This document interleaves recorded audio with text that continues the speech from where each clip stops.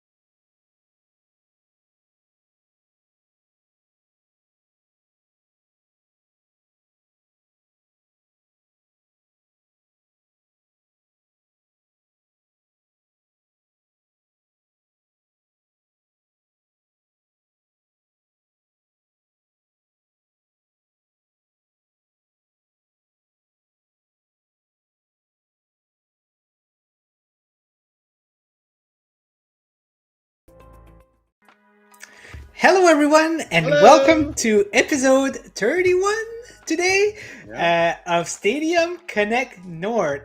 I'm NinjaGuy X, and as you can see, I still have my Google shirt. I haven't changed my shirt in a full week, and I don't think I'll ever change again. So this is my life now.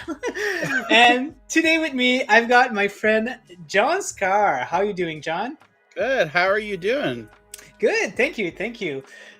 So today we've got a show full of stuff, man. So we've got some giveaways. We got to talk about clips of Stadia news. We've got our Outbreak friends coming to Stadia potentially, which we can have a look at. And then we got the open chat, community news, and then some more giveaways. So it's fully packed. Lots and lots of stuff. I know the week started off slow, and we saw some people in the community had a little doom and gloom going on, but then it's just these last couple of days, we've got more news, and then this morning, more news. So it's very exciting. Everything is always a fun time with Stadia and the Stadia community. Exactly. So before we continue, I would like to say hi to everyone in the chat. We've got Robin Wolf, I've got Blizz, Metal Wolf, Jamie Reed, Geek the Sneak, the Climax. Yes. Woo, yeah. Suave. Yes, sir. In lead, Jeremy Moore. Oh man, so many people. David P. Pretentious Yogi. Oh my gosh. Patrick Wachowski. I hope I pronounced that correctly. And then we got Zarina. Yeah. And plenty of people. Thank you very much for joining, guys. And so even before we start again, I would just like to know, John, what have you been playing this week? Well, let's see. So this week, played a little bit World War Z. Played some more of that. Played a demo on Steam of a game that was just recently announced that it's going to be coming to Stadia. I don't want to go too much into that, but other than that, been busy working for some stuff, doing some stuff for Best Buy, and then we've been gathering and editing and composing and recording stuff for our Captures of Stadia series of videos, our Outbreak developer intro. So lots of stuff that we're doing both behind and in front of the camera. Yeah, for sure. Same here. I've been pretty busy. The only thing I've been playing is that demo on Steam that we're going to talk about. Very exciting. And then I've played mostly Outbreak. I think I'm really going to be addicted to that for a few weeks now. Like I don't know why I'm really into these games. So that's all awesome. You'll hear me talk about. I've been pushing a lot this game everywhere on my social feeds. So you guys might find me annoying after a while, but it is what it is for a while. You might need to block me for a few weeks.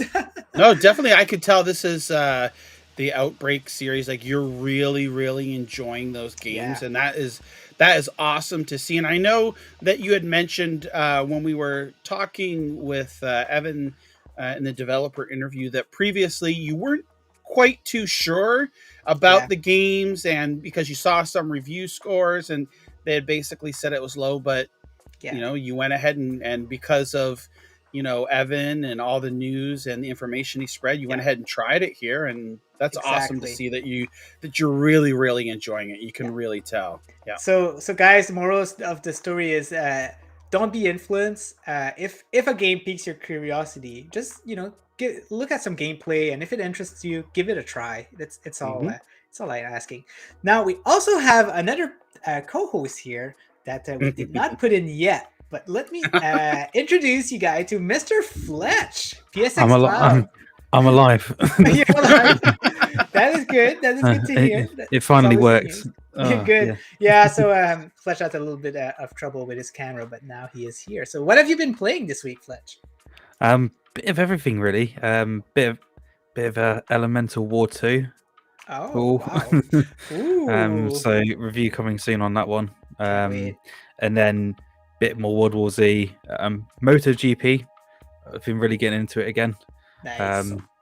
Yeah, just a bit of everything really. And then just lots of editing. Obviously, I just started my new job as well, so I've just been busy. Yeah, even busier. I didn't even think that was possible. I can imagine. Less sleep, right? Exactly that. Yeah, it's go bed at 1 or 2, wake up at 7 or earlier, and it's like, it's time to work. Yeah. 2 jobs in a way. So Flesh, I've heard that you got an announcement today to let the community know. Yeah, so tomorrow at 9 p.m.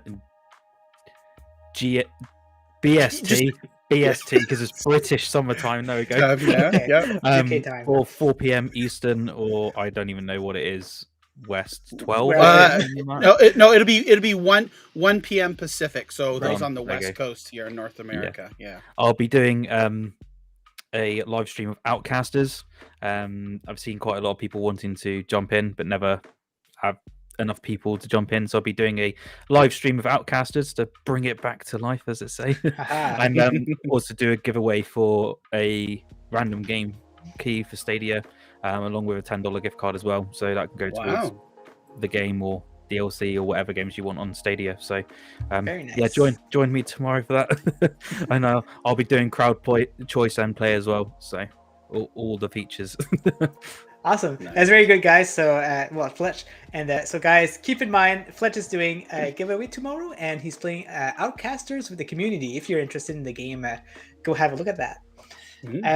So now, let's jump onto our first segment, which is, I just want to announce you guys that I'm doing a giveaway for Dawn of the Monsters on Google Stadia. So all you have to do is the giveaway is in the description of this video. All you have to do is click on the link, and you just need to click on that gleam.io link, and they'll just ask you to go on my YouTube channel to get an entry, and that's all you have to do. So with that, at the end of next week, I'll be drawing a lucky winner to the for getting the code of Dawn of the Monsters. So if you want the game, give it a try. I'm a big fan of the game. I finished it. I 100% it. So much fun. So definitely give it a try. You can play if you ever want to play with someone. It's not online, but a local friend or with Parsec would be great to play this game. But highly recommended if you like beat 'em ups. I still need to get with you, so I need your help on Azrael, the last boss, because he just keeps kicking my butt there. No matter what I do, I can't beat Azrael, so I think I'm gonna need to get with you, Ninja, and we'll do some Parsec and beat that last boss, because oh my gosh, it's just crazy here. So absolutely, I'm game for sure. Let's do it when we have some time to play together for sure. Okay. So I see there's a here in the chat comment. Dead Dog 52 is asking about the link for Fletch's stream for tomorrow, so he'll be posting that here shortly. We'll make sure that we'll get it added to the description, but we'll post it in the chat here as well, just as soon as we can here. As soon as it works. As soon as it works here. Sounds like a plan. Yeah, so we've got a poll up here too. Right. I already see Rebellica was mentioning, and I can't believe we forgot to add this. It totally slipped my mind here. What is your most anticipated upcoming game? Hot Wheels Unleashed, Deathrun TV, Five Nights at Freddy's, or House of the Dead? Mm-hmm. So go ahead and vote there. Sorry, we forgot to add Lumote there. Yeah. On the topic of that, I have been playing Lumote as well. Wow, man, that's awesome! I can't wait to play it. Yeah, I decided to get it on PC as well, just to support the devs, and I've been loving it. It's really. I can't wait for people to play it on Pro. It's really, really good. Nice. That's good to know. Good to know that your first impression is like that. Yeah, so okay, for the poll actually, so I had Lumon in mind, but there wasn't enough space, and Lumon, we did talk about it a lot like in the past few weeks, so I decided that like maybe skip this one for the poll, but Lumon is in our mind, so that's for sure. And actually, we'll be talking about Lumote here as part of the news soon, so yes, keep an eye out. Keep an ear out. Yes, keep an ear out. Yeah. So next up, we would just like to talk about our new show that we're doing. We've been doing it last week. We've announced it already, and we're now on episode 3. But it's clips of Stadia. So right now we're gonna announce the winners of last week's Stadia capture. So we do 2 episodes a week, and you guys already know if you've captures of Stadia. Why is it clips of Stadia? John, they're messaging me in private. I'm not sure why. I made the same mistake before. Let me get that out of the way. But so yeah, we know who the winner of episode 1 is. It's Califet with his PUBG clip. But now let me announce you guys who is the winner for episode 2, and it is the one and only Krenis Kagora with his clip on hitting a tree branch with his horse carriage. So Mr. Kagora, or I don't know if I'm spelling that correctly, but saying that, but you have earned your spot to a tweet that will be pinning on our Stadium Connect North account. So congratulations, sir. And that was a pretty funny one, and happy that he won it. It is definitely one of the good ones in here.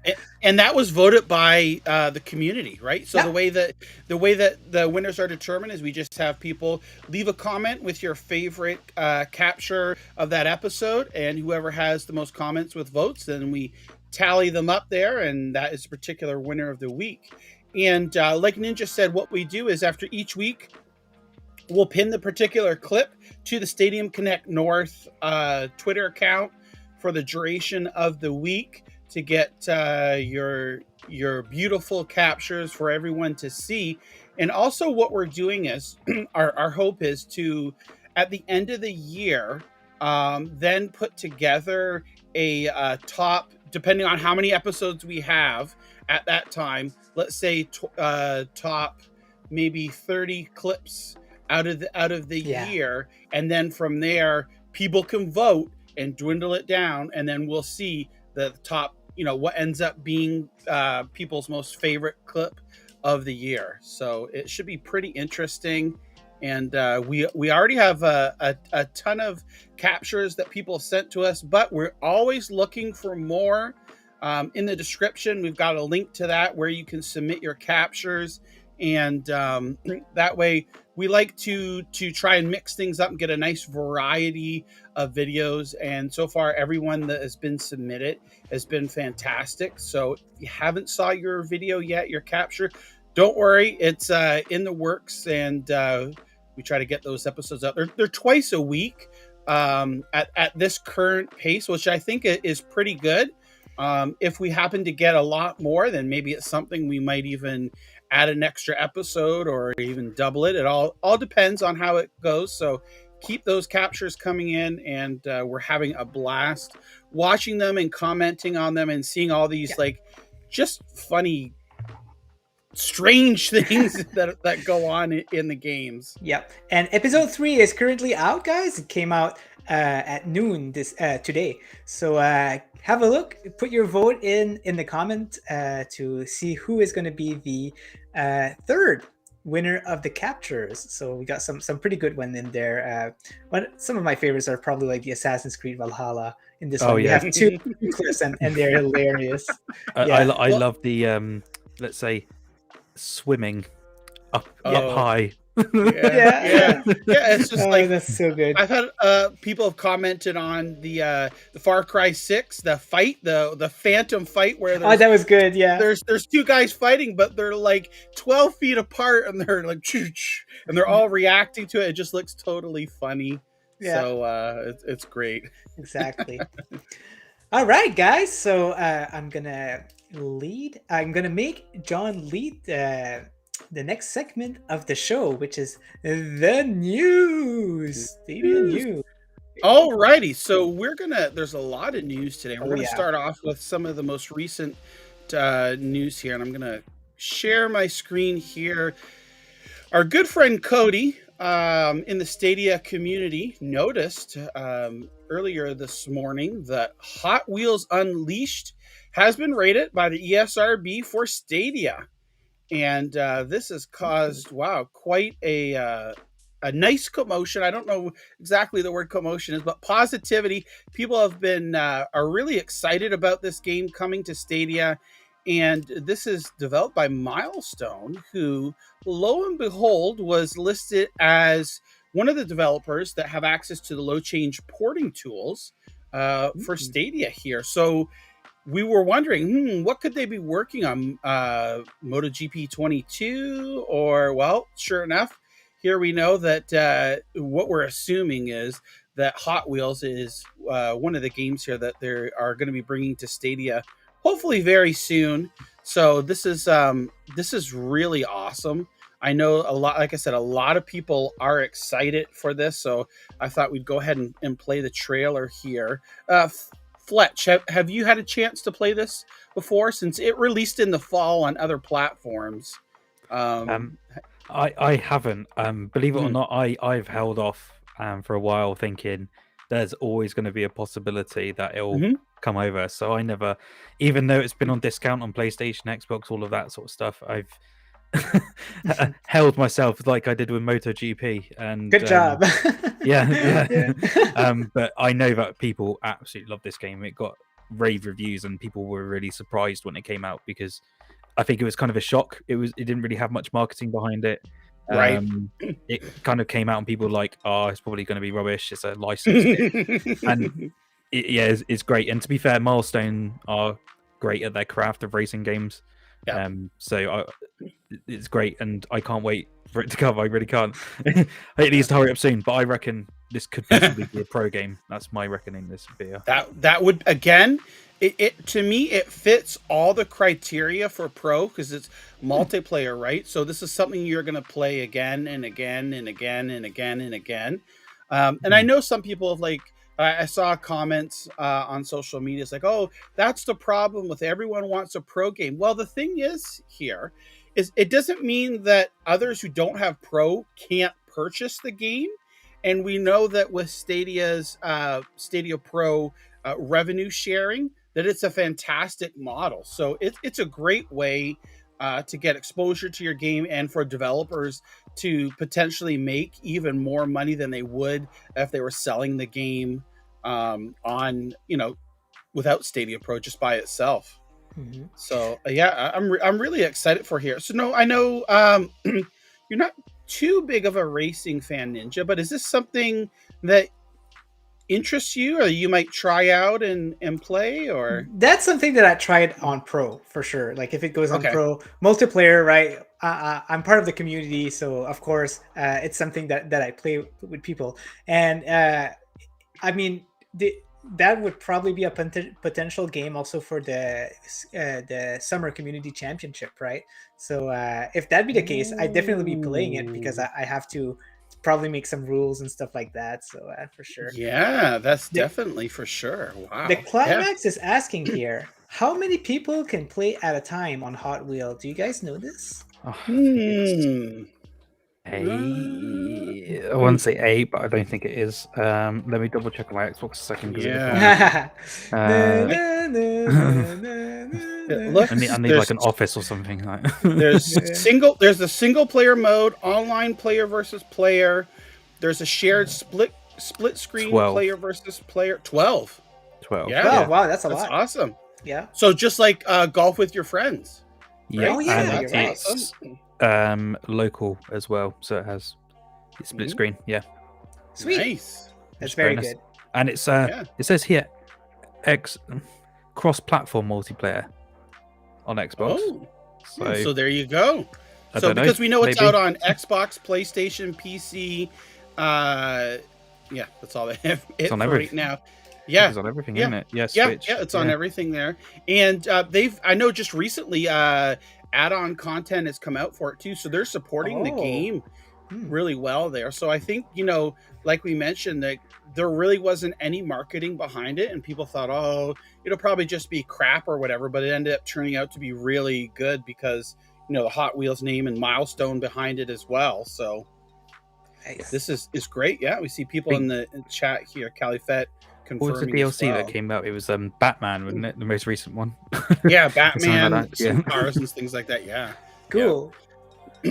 Alrighty, so that was the news this morning. Woke up this morning to that great news here. And earlier this week, we had a blog post on Tuesday. Now, to be honest with you, a lot of people found the blog post to be a little bit underwhelming. There wasn't really like a whole lot of news here. We saw that Pac-Man Megatunnel Battle got a trial, which is I think Anthony is in the chat here. It's one of his favorite games. Oh, no way. I when didn't know that. Yeah, when I first met Anthony with Stadia Bash Community Network at the time, Pac-Man Megatunnel was one of the first games I think I streamed on there, and Anthony was telling me that was his favorite. We played along as well, so yeah, so there we go. Got Robin here saying, yeah, exactly that. I saw that at the beginning of our stream. They said that Dragon Quest got them interested. So nice. So there's a trial, right? So it's always good to have these just in case you want to give them a try. Yeah, exactly. So then it goes to talk on about what we learned last week as well. Blaze and the Monster Machines, the Dragon Quest 11 trials, Little Nightmares. A reiteration here, Golf with Your Friends, which came out last Thursday here. And then it talked about the free add-on content for Dark Side Detective, A Fumble in the Dark. Irish developer Spooky Dore reunites us with a paranormal investigator in this exciting new case. One Flew into the Cuckoo's Nest, available for free to play on Stadia. So it was free DLC. You didn't have to buy it there. And I know that there's a lot of people in the community that love the Dark Side Detective. I am one of them. I haven't played this yet, though. It's definitely going to be on my list. Who knows? Maybe this weekend, if I get some free time, I'll check it out. But other than that, there wasn't a whole lot of other news. Just again, a reminder that the Elder Scrolls Online is free to play on Stadia until April the 26th. And that was pretty much it. Like we said, nothing really new aside from the Pac-Man Megatunnel battle being on a trial there. So immediately, after this came out, there was kind of some pessimism and controversy and all this stuff. And there isn't always going to be bombshell announcements every week, so you give and take. But then here, let me look over at my screen here. It was what they did next, which really sort of made me go, why? So About just a little under 2 hours after the blog post was posted, they sent out press to email, as they normally, like they always do for every Tuesday. There's a press email that goes out, and it usually gets sent the same time that the blog post goes live. Well, for this particular one, it didn't get sent to almost 2 hours later, and from time to time they have a little bit of extra news in it. Really nothing major. Sometimes it might say, oh, well, there'll be an upcoming interview, or stay tuned for more new game announcements next week, or something like that. Well, this time they included a list of the first 3 titles in Stadia Pro for May, because some speculated that maybe since this past Tuesday was the last Tuesday for this month, that we'd hear the Stadia Pro games. And we didn't, but guess what? We did a couple hours later here. We got final confirmation here. I know that there was some other controversy of is Lumota Pro game? Is it not? Is it not? It was originally announced in a blog post. It was. In a trailer, it says that it was for May a Stadia Pro game.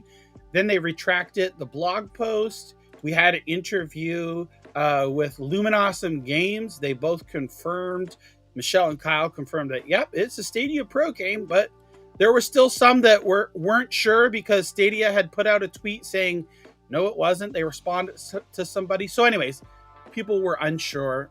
Yeah. This way, we got the confirmation that, yes, Lumota is coming to Stadia Pro May 1st. And that's why the game didn't launch the same time as the other platforms.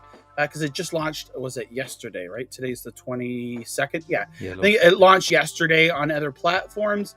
So to keep it for Stadia Pro, they decided to hold off, and we get it about a week later, a little bit over a week later. Yep.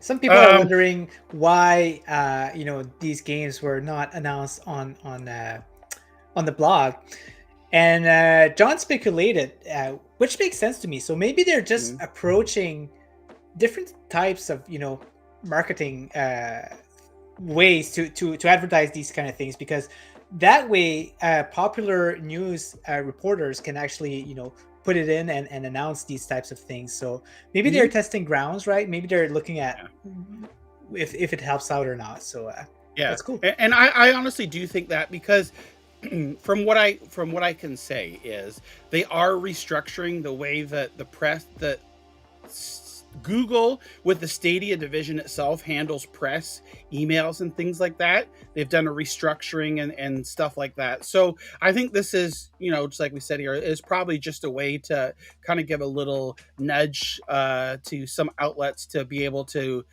get that little bit of extra info. Like I said, sometimes they'll include some other info there. Like I remember recently, one of the emails, and I tweeted it out, it said about new game announcements next week, right? And that wasn't in the blog, but it was in the press email. So they're just finding the perfect mix here. Regardless, we found out anyways. Yeah. So one way or another, we got all the information. Another addition that came as a shock, or a surprise, I should say, was Outriders. Outriders is coming to Stadia Pro on May the 1st. And also that day, we learned that there's new DLC coming for Outriders, which we will talk about here shortly. That is actually coming in, I believe, end of June, or near the end of June there. But we'll talk about that. So Outriders is now, or will be on May the 1st, Stadia Pro. And the third game that's announced, Paw Patrol the Movie Adventure City Calls. Yes. So these are the first 3 games announced. More titles are coming. So I would anticipate, at this point, it's pretty much a given, right? That this next week, we're going to get the other 2 or 3 titles. Hopefully, I've got my fingers crossed, Deliver Us the Moon is in there, because I know that game's delayed. Yeah. We thought could have been like an April Fool's joke, but no, we really don't know the nature of the delay. Maybe some bugs or something like that, but hopefully we hear next week that we're going to get Deliver Us the Moon in May.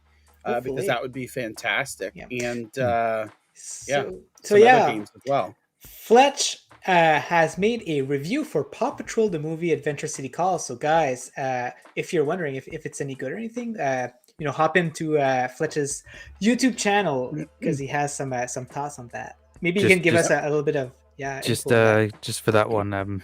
Do note that was before I had more of the setup. So if the audio is bad, I'm so sorry. But no, I love that Lumote's coming to Pro. I do wish that they had it coming the same day as other platforms just to buy, because I still would have just bought it anyway.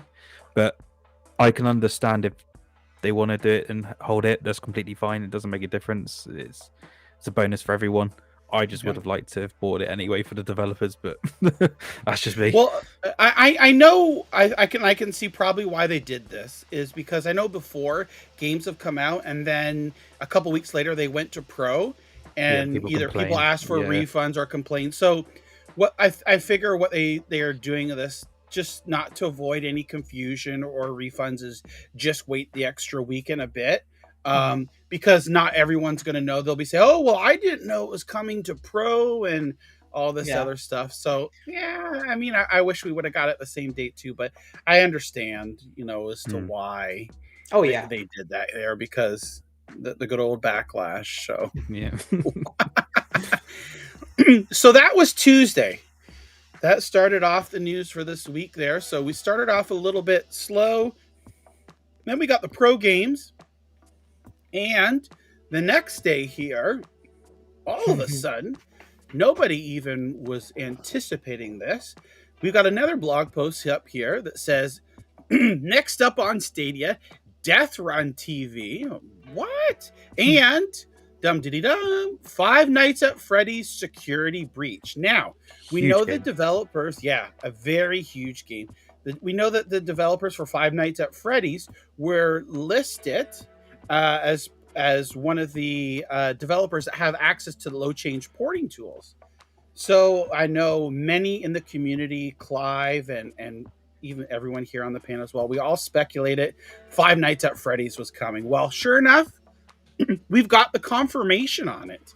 So I think what I'm going to do here first, Ninja, is I'm going to talk about Five Nights at Freddy's first. Then we're going to go back up and talk about Deathrun because you streamed and you played. There's a demo on Steam that came out last June. I think it's called the first episode or early episode. The pilot, pilot episode here. And then we could talk about that while we're watching the gameplay and you can, elaborate a little bit on your experience here. Sure. So, So we'll go down here. Five Nights at Freddy's. I mean, I'm not sure it really needs a lot of introduction here, but, it's saying Five Nights at Freddy's Security Breach, which is the latest entry in the series. Is the latest installment of the family-friendly horror game loved by millions of players from all over the globe. Well, I could tell you this because my family and I were talking about this earlier today and about how there's quite a big younger audience for this. My wife is a teacher and she teaches grade 2, and there are actually like a lot of kids in grade 2 that love Five Nights at Freddy's. Wow. And my wife was like, is that really appropriate for someone who's like 7 or 8 years old? But regardless whether it is or not, there's a lot of younger fans to the series here, and this is I think it's a great get for Stadia itself because, like we said, this is a very popular series here, horror series here, and like they say, millions of players all over the globe. You play as Gregory, a young boy trapped overnight in Freddy's Mega Pizzaplex.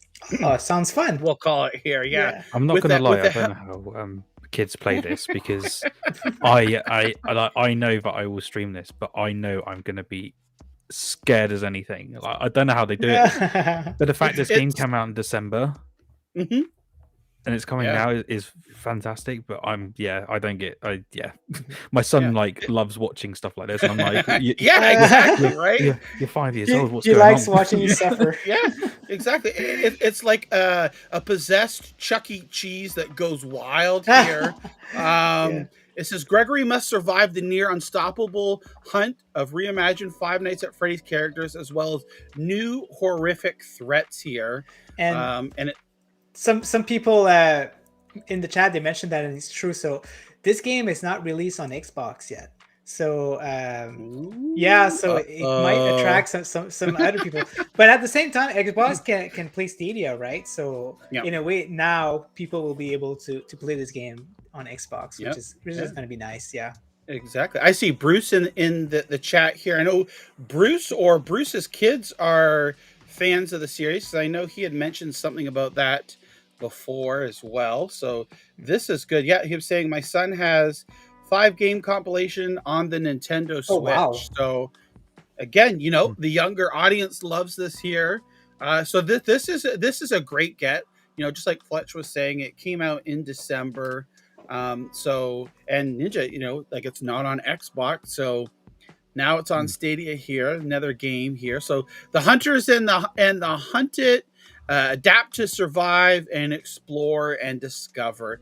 I'm not going to go through all of what's, you know, what it says there, but still, this is a really great get for Stadia. And yes, it does say coming soon. So we don't have a firm release date, but hopefully we'll see it over the next couple of months here. Now that these load change reporting tools are out, they're testing, they're reporting bugs and whatnot. So this is super awesome, and I'm so excited for it. And you know, just like Fletch says, I'll be ready to stream it day one here because you know it's just great. Like, is no one getting scared of that clown face down the bottom? Like that's already freaking me out. Like, how does that not freak anyone out? Like, and his piano teeth there, right up at the top. Yeah, and you can see what Freddy behind it. Like, nah. I'd really? Wow. Okay. I'd be like, nah, I'm out. Yeah.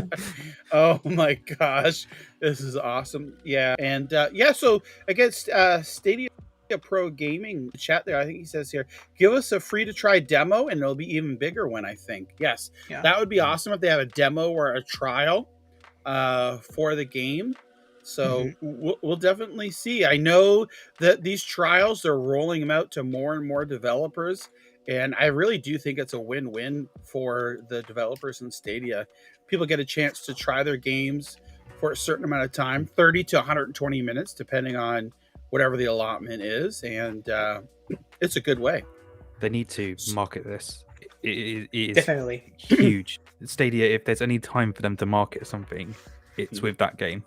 Because that could be millions of people jumping on it. It's huge. Well, and also that's another, you know, I hate to say this too, but that would be another awesome if it was a Stadia Pro game, right?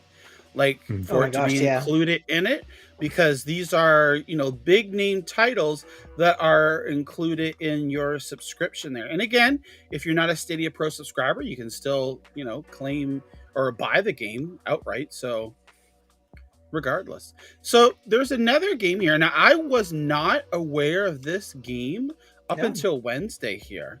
So Deathrun TV, basically it says here, Deathrun TV is a fast, hardcore, roguelike twin stick shooter. So what I'm actually going to do, Ninja, here is I have to unshare my screen here. Maybe if you could just start to talk a little bit about while I get your stream ready, your experience with the game and a little bit about what it's about. Oh yeah, for sure. So looking at the gameplay in the screenshot, I was definitely interested in this game. So I went ahead and gave it a try on Steam with the demo. It's not out yet anywhere. You know, it's a new game, and oh man, it's so much fun. It's basically, it reminds me a lot of Enter the Gungeon, where you're thrown into these generated levels, and you have to survive and get to the other section. And this game is very similar to kind of like Super Smash TV on the Super Nintendo, where you have to it is a twin stick shooter, and you have to go in these rooms and stuff like that. You've got like some survivors that you have to rescue, but it's optional, and you will most likely only rescue like 10% of these survivors. Because it's so hard to actually keep them alive, right? So, but your character is like very hardcore, and he swears a lot, and like he doesn't care about like much stuff. It's crazy. So I finished the demo, and it's the pilot. Basically, you have multiple episodes that you have to go through, I guess, and but they made you just do the whole pilot, which is actually pretty hard. The objective is basically to get as much skill as you can, but also as much likes as you can. You know, like Facebook, those likes, and getting these likes actually makes you unlock other weapons, more powerful weapons for your next run, because you're gonna die a lot in this game. It is a roguelike, and it's very hard. But every single time you get more stuff, and you get better at the game, and yeah, it's really fun. I really enjoy it. So John, you already gave it a try, didn't you? Yeah, I played it myself. So I was going to ask you, did you play it with a controller or keyboard and mouse? I did with a controller. I'm very much more familiar with a controller for these types of games. Yeah, I tried the keyboard and mouse, and I was horrible at it. When you start the game, it actually tells you that it's recommended to use a controller, which is kind of cool. Yeah. Yep. Yeah, and what I really love about it is like just the intense action that goes along with the game here.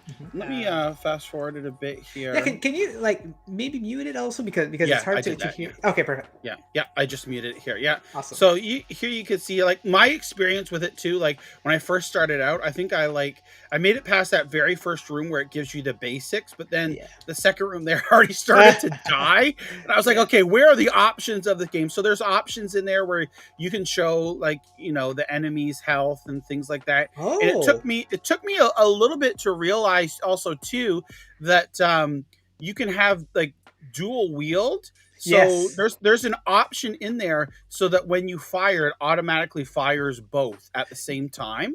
That is true. So I enabled that. I enabled that so that way I don't have to worry about that. You use your left thumbstick to move around, your right thumbstick to aim, and I believe it's the right trigger to shoot. And there's like force feedback on it as well. And I really enjoyed it here. Like, don't let the visuals, like some might say, oh, well, look at the visuals. They're not that fancy and flashy. Well, they certainly are. Like once you play it, there's even a warning in the game. And I think you could turn like the flashing down or something like that. Is that, you know, like it's very bright, flashy, and like you said there, you got to go for your likes and save your friends and how many kills you can get. You can unlock weapons. And what I really loved about your stream too is that some of the developers, as you can see in the chat there, actually came into your stream. And it's very interesting to find out this is another small team. They're a 2-man team. Right. So they're a very small team here. Merge Games is the one that's going to be publishing this on Stadia. That's their publisher. I'm excited for this. Like, me too. This is right up my alley. You know, when we were talking about either in December or early January, what are your most anticipated or upcoming games for Stadia? And Death Carnival and From Space were my top two, right? I love twin stick shooters here just for that arcade action, that Smash TV, the game show experience there. It's just so fun. Like I love, this is something where you don't have to think too hard about. You can just have a lot of fun in it. I know there was a question in the demo itself. It's just a single player. It's not multiplayer. And I'm pretty sure that in the in your chat there, it might have been maybe near the end or something, that they mentioned that currently there's not a co-op there, but it's something that they may add. Hopefully they do. But this is just so fun. Hopefully the music also, you know, I gotta have good music in my games because it does a lot, and the music in this game is excellent. Like I really enjoy it. You can actually download it on their Discord, and I think that they have a Bandcamp that you can actually buy it from or something. But it is definitely a day one purchase for me. I'm gonna enjoy this game a lot for sure. Like not gonna lie, I just tried it. Yeah. It's really fun. I can see that this will be really good with like crowd play, crowd choice. I could see it being implemented really well, like the features into it. And I did mention that to the developer afterwards. He said that it's a feature that he might consider in the future. So at least he's aware of it, and hopefully he'll put it in, because there is a Twitch toys option that you can do right now, which will give you items and things like that. So it's going to be interesting to see these types of features. Yeah, that's good, because I went into the options and saw that as well. It's not presented like, if you don't go in and look for it, you don't know about that Twitch, and it's basically the crowd choice, really. It is. That would be so awesome for them to add that on the Stadia version. It's just a load of fun. Like if you like Contra, those shoot 'em up arcade style games, Smash TV, Zombies Ate My Neighbors, you know what I mean? Nice. Death Carnival, stuff like that. You're really going to enjoy this game. It's just, I love it, right? Like, this is so awesome. Can't wait. I do see what you mean about the F-bomb a lot, though. Like, the character does say the F-bomb a lot, doesn't he? Oh my gosh. Oh, it's so bad. I really hope that, like, honestly, like, it's the only thing that I don't really enjoy is the swear. Like, he swears every 5 seconds or something like that. It's way too much. So, I don't mind the swearing. It's just that it just happens way too much. It's constant, constantly. So I thought, it can't be that bad. Tried it, and I was like, oh, wait there. He does say it quite a lot. Maybe I'll suggest it to him on his chat or something. Yeah. And so is this one of the bosses here, Megapede? Yeah. That you fight? Yeah. So there's some side boss, I think, and some super boss. Yeah. And this one, for some reason, was pretty easy. He's just randomly going up and down. What's going on? Yep. He got to power up. You can be like big, right? So you can stomp all around and exactly. It was a fun boss. So would you? I think your stream was an hour, so you were able to complete the demo in about an hour, right? Yeah. But you need to be skilled at these type of games. It is very skill intensive. So it might be a little bit longer for others. And it's replayable. Like if you finish it, you can go back and do it again because it's always randomly generated, right? And I wish I could have finished it like sooner. Like, I feel like my skills is supposed to be better. I guess it was the morning and I was still tired, but it can definitely be finished a little bit earlier than an hour for sure. Yeah, it just looks like I'm in awe here. Like I want to play it after we're finished the show here. Yeah. But it's so good. So anyways, Deathrun TV. Got to make sure I've got the name of the game right here. Like, there you go.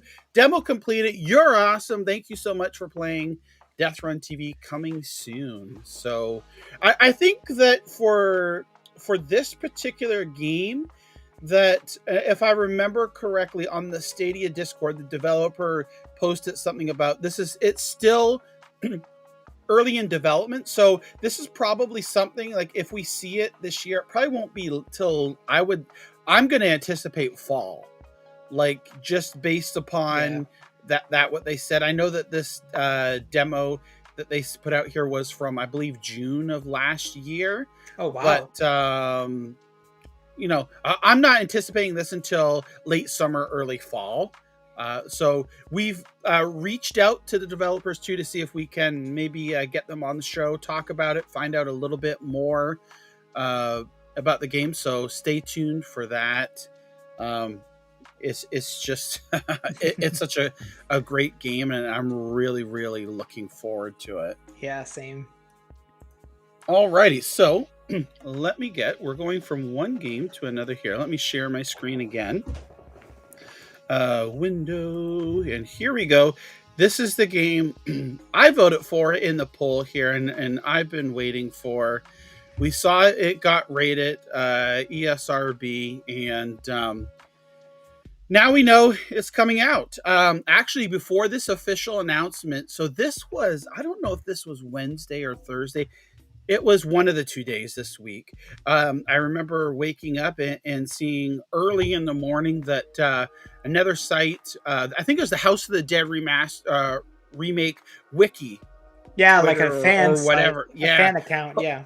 post it that it is coming, and it's coming not only to Stadia but to PlayStation, Xbox, and PC. I went into the the House of the Dead, like the official Discord, and I posted that said, is this official? They deleted it quickly and they said no, only official news here. But that was like 10 minutes later. It was right before 9 o'clock Eastern, and then this is when like the tweet come out. You can see here, look, 9:09 a.m. Eastern. House of the Dead remake. It's coming out April the 28th. Now, on the other platforms, of pricing for Nintendo Switch, I believe it's $25 US, and the same for the other platforms. So we can anticipate that to be the same pricing on Stadia. Nothing official has been announced yet, but that's what I'm going to anticipate. 25 US, probably 30 Canadian, 29.99 Canadian. This ties into a question our good friend Bruce emailed in and was asking about gyro or motion controls on Stadia. So the Stadia controller itself does not have any motion controls, but one of the reasons for this is when they were, and this was at one of the events when they were talking about Stadia before it launched, and they were talking about the controller design decisions and choices and whatnot. When they spoke with developers, the motion controls or gyro were really low on the list of requirements or things that they would like to see in the controller. It was so low that they didn't even bother to include it in there. Yeah. And I guess in the long run, too, it's a cost cutting. Really, if the developers aren't really asking for it, why add more cost to the controller? So currently, note the Stadia controller does not support motion controls. In the future, could they release a revised version of the controller? Sure. Xbox and PlayStation do it all the time. They revise their controllers, even in the same generation. If I remember correctly, what was it? Was it PS3 or PS4 that launched without Rumble, and because there was a lawsuit, and then they brought it back in a revision of the controller? PS3, yeah. They had two different names, right? They had the DualShock, and then they renamed it something else. I can't remember the name. Right. Yeah. And they downplayed it. They said, oh, well, the Rumble, you really don't need it, blah, blah, blah. But it was all because of the lawsuit. They resolved that, and they brought it back. So is it possible? Yes. But what is very interesting about this is back in March, the Stadia app version 4.6 APK, people in the community, always like to take a peek and see what's under the hood in the app there. And one of the things that was noticed were plans put into place, and there's code in there for motion controls using your mobile device. Yeah. So speculation is, and I'm hoping that this is the case here, that you'll be able to use like your phone as a controller and use it to, as light gun-ish, right? Point it at the screen, move it around, and press a button on it to act as a gun. Yeah, so that'd be amazing. It's not confirmed, but hopefully next week. I know people have asked in this tweet, I think here's me asking, oh no, this is about PS Move support will be patched after the premiere. I asked about if there's going to be motion controls on Stadia. They never really responded. I went into the Discord as well and asked about it, and they give me a generic answer as well. Anywhere where motion controls are supported, the game should have it. So who knows what it is? It'll be a pleasant surprise, and I think this will open the door for other of these light shooter type games, the light gun shooter type games that are very arcade-like. They used to be really common back in the early, PS2, not so much PS3, PlayStation, Dreamcast, Saturn, and stuff like that, where, again, where the House of the Dead series started out in the arcade, then it brought home to Saturn. It even expanded. It's on PC as well. Typing of the Dead, which I would love to see, is great. So what's one of the ones I used to play? I think it was like Time Crisis. Is that one? Time Crisis? Yes, yeah, Time Crisis by Namco. Yeah, Isn't there like Silent Scope also, if I'm not mistaken? Yeah, and there's like a whole bunch. If you go to there's a lot. Go to like arcade, like across the street here. There's a rec room here in Toronto, and they have arcade, because I know arcades aren't really, that prevalent anymore, and they've got like a ton of different shooters there as well. These light gun shooters, and they're always fun to have to play along. I mean, I don't expect, like, you've got to remember, so this is a remake of an arcade game, so you're not going to get a 10 to 20 hour story out of this game. More than likely, depending on how good your skills are, you'll probably get a couple of hours, right? Yeah. But what'll be fun is having to be able to play. You'll be able to play with multiplayer, right? Oh, so nice. You'll be able to play with your friends. I don't think it'll be online. I don't think so. But still, I mean, we could even do Parsec. So really, who knows what it'll be? But it's always good to have some good old fashioned fun and zombies here. So. This was great to see this confirmation, and it's coming next Thursday. So that is something to look forward to. Now, we talked about it earlier here. Watch again. So Outriders. Let me mute this on my end here. Outriders, there's a brand new add-on DLC coming June the 30th. So the end of June here, and this was revealed yesterday. And if we take a look at it here, I've got it open in another tab here. So it gives us World Slayer. What they're doing is they are releasing it as an add-on if you already have Outriders. So on Stadia, if you've bought it previously, or you claim it on Stadia Pro in May, you'll be able to purchase the World Slayer update. They're also repackaging it as Outriders World Slayer. So the original game plus World Slayer. So, depending for those that don't have the game. But for us on Stadia here, the majority, I would say a lot of people really have Stadia Pro. So they'll be able to just subscribe. And if they want this update, they'll be able to purchase it here. You can see a little bit of info here. Journey of Death, humanity's hope for survival rests on your journey deep into the cradle of Enoch's civilization. 1 to 3 player co-op. We know that the game is cross-play, all platforms now, so it's good.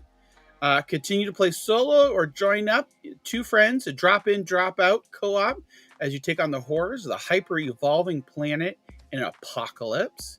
4 unique classes, so customize and upgrade your Outriders with all new and powerful Apocalypse items and mods. The items have additional 3rd mod slot for customization for your loadout to match your playstyle. Guns and gear, so you can again customize or upgrade with different items and mods.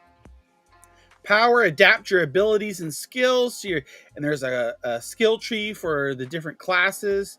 The end game, earn incredible loot as you face new horrors in the vast end game experience in the ancient city here. And nice. Boost in, further develop your existing character, or use new boost to roll or geared up to level 30 rider. So I'm going to go ahead and move this back here. So there was a question too about, do you have to make it so far in the game to be able to play it? And no, they're going to do like what Destiny does, like they'll auto level up your character. And in fact, one of the questions or one of the things that they said is like, you could actually play the World Slayer before you play the original game. Oh, so wow. You don't have to play the original to be able to play World Slayer. And I think that's really good anyways, so that, people that are new to the series there, if they just purchase it, they can jump right in and play along with their friends and experience it. But this is good. I know Outriders, when it launched, it was really rough around the edges on Stadia. It was behind in so many patches and whatnot, but they've done a good job of getting it up to date here, and I'm excited for this to come here the end of June. And this is definitely one of the games, not like Destiny 2 where I feel lost in. Outriders, I feel really comfortable. It has that Gears of War type feeling to it as well. So if you like the third person shooting games like this, I think that you'll enjoy it. And plus, with Outriders coming to Stadia Pro in May, you can try it anyways as part of your subscription. Exactly. So, nice campaign that they're doing there. Nice marketing because like the DLC, and the DLC seems pretty meaty also. So a lot of stuff. I think it's about $40, right? It's actually in Canada it's going to be, I think it's $49.99, but yeah, okay. 40 in the US. So my question was, Ninja, is this something Outriders? Is a game? Have you played it? If not, will you play it on Stadia Pro? And what do you think? Like, is this your type of game? So I played like the introduction, I guess, like up until I got to the hub world, and then I think I stopped. It's a game that is really fun. I really enjoy it. It's a game that I play more, but I feel like it's a game that requires a lot of time, right? So it's like I don't know if I can commit to something like that right now, because I feel like it would take a lot of time to finish, and I can't do that right now. But I definitely want to get into it back at some point for sure, because it is fun. Like and I've played it after the big patch, right? So I didn't encounter anything weird, but the story is very gripping. The combat is solid. There's some cool spells that you can have. Feels like almost like a Warhammer, type of game, like with those special abilities and stuff. So it's really enjoyable, definitely. Yeah, and I think this is a game that I think is best played with 2 other people to get that maximum experience. So Fletch, remind me, because my mind is super foggy. I know I played and streamed Outriders after the big patch came and there was some content. Did I play with you? Was that you that I was playing with? No, it wasn't me. No. Okay. So it must have been, I forget. I can't believe it. I'll have to go back and look. I played with 2 other people here, and sorry that I forgot who it was. So is this a game, Outriders, Fletch, that you've played or will play, or not your type of game? Or I played like 6 or 7 hours of it when it came to Game Pass, sort of on its day 1 release. I actually own it on every platform. Nice. So I probably spent at least £60 to £80 just buying these games. Like, it's ridiculous. And I haven't really played more than 7 hours. I do really enjoy it, but I think sort of a lot of other games came out near it at the time. Yeah, so I think it just took my attention away. Yeah, I agree. I don't think it was much long after that like F1 came out, and I was just there like, yeah, bye. So it's like stuff like that. It just got in the way. But now that sort of we're having that so-called AAA drought slightly, gives me a chance to dive into it again. True. Yeah, that's awesome. And it's published by Square Enix, but developed by People Can Fly. They're out of Montreal, I believe. So that's it's great to see. It's another Canadian development studio here. Yeah. So this looks really interesting. Like I said, I think once Outriders launches on Pro here, I'll probably start my game over and maybe play along with a couple of people that are interested in it as well, and work my way back up to it. We have until the end of June before this comes out, so I like plenty of time there. I like Gears of War and I like these types of games here, but again, it is just finding the time for it here. Yeah, Barclay saying I played Outrider for around 50 hours and enjoyed it. Played the story in 30 hours with 2 friends in co-op. So it's not too bad there. It's nice and nice and meaty here. So it's going to be on Stadia Pro. It's great. I believe when it launched too, it launched right into Game Pass, right? When it came out initially. Day 1. Yeah. Wow. Yep. So this is good here. And like you said, I think this is good marketing because they've timed this knowing that the DLC is coming. So you've got those couple of months to play, make it to the end of the game, beat the game, have fun with your friends, and then purchase the DLC. And like you mentioned, Ninja, I think it's pretty meaty. It's going to be like the recent DLC that came out for Valhalla that was kind of like its own other game. Oh, wow. Right? Yeah. Yeah, So there's going to be a lot of good content in it here. So that's great to see. So this is just more news coming out this week. And great to see some people, when they first said that they were talking about, oh, well, will it come to Stadia too? Well, of course, here we are. We can see there's the elusive logo that everyone looks for. It's right in the trailer. It's confirmed. It's coming out on the same date. So fantastic John, to hear. Where's Luna? Sorry, I had to throw that little dig in. Sorry. Well, I heard that they deprioritized Luna, and they're only going to give about 10% now. So there you go.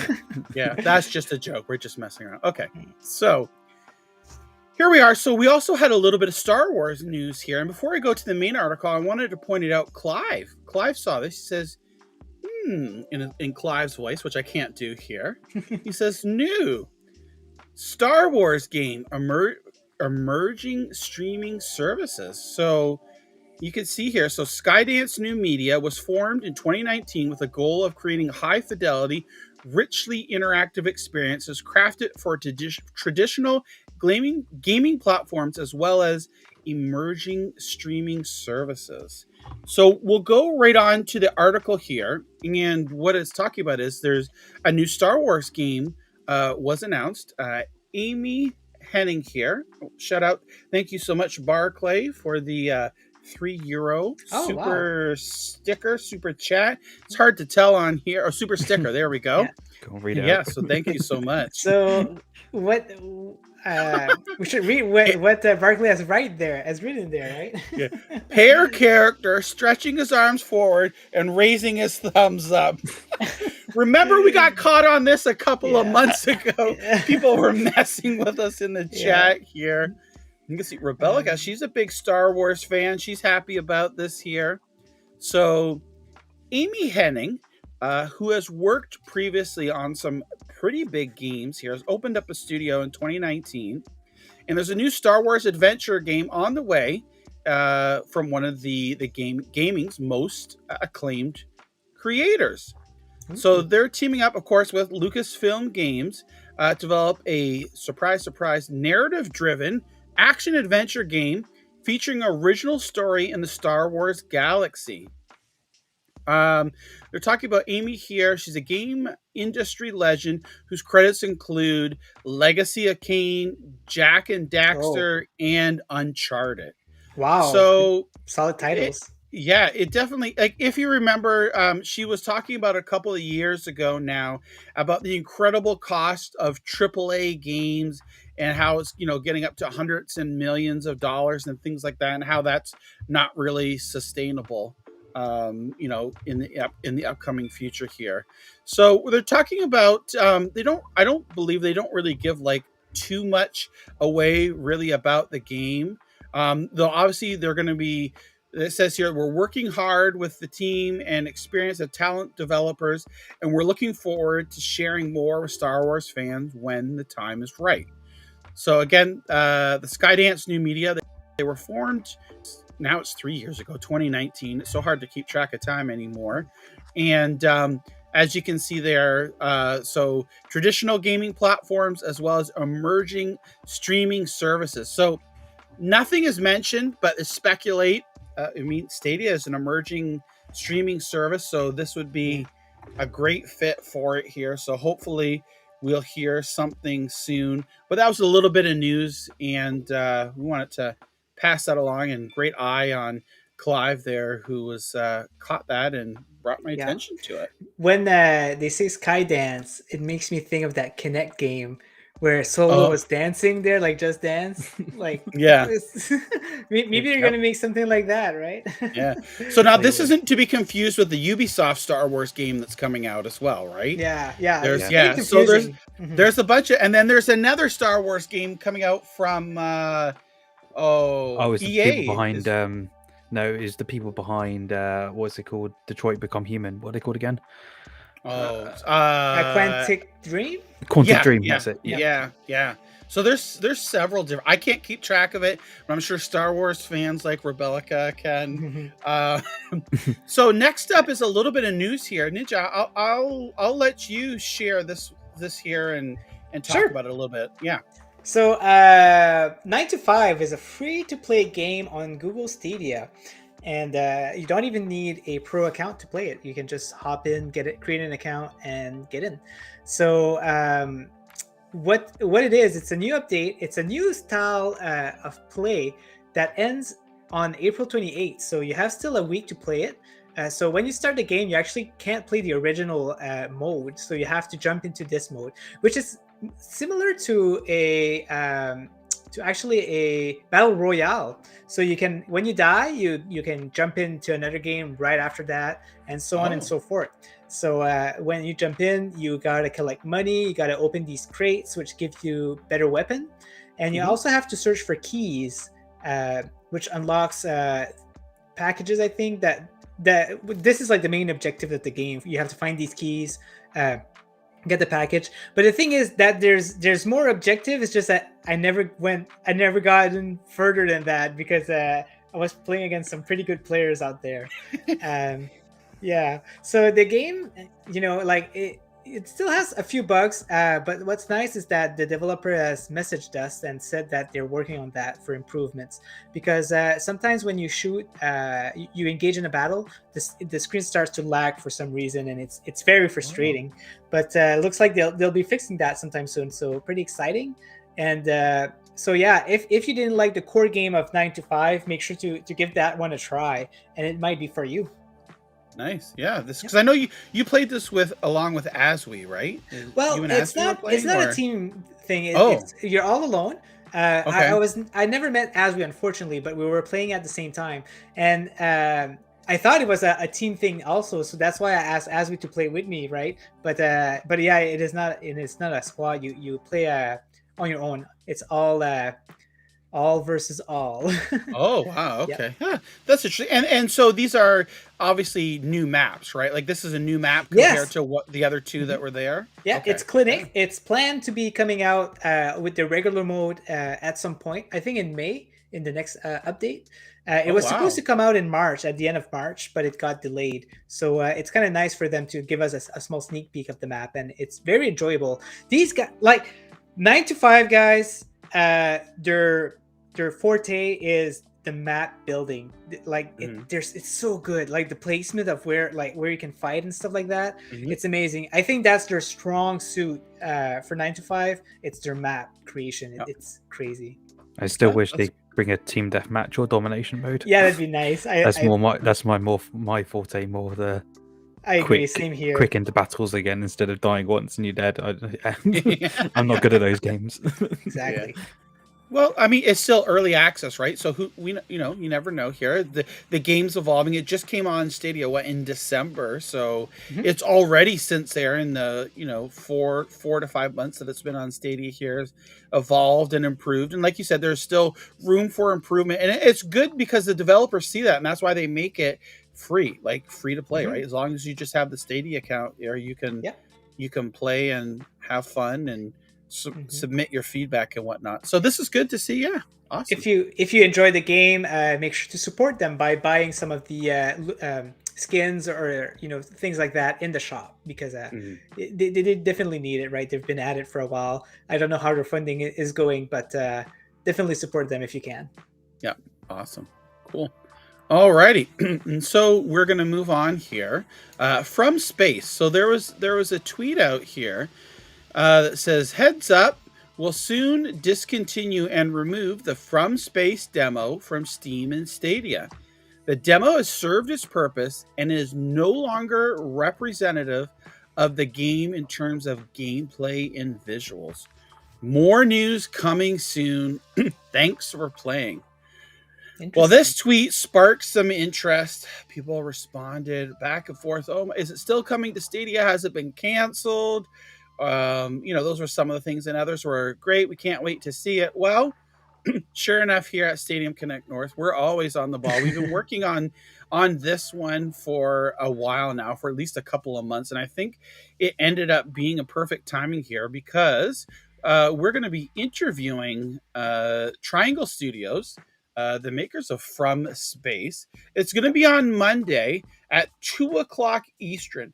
We tried to get the 12 o'clock noon Eastern time slot, but it didn't work because the developers are in Germany, I think, and it's a 6-hour time difference, so it just didn't quite work out.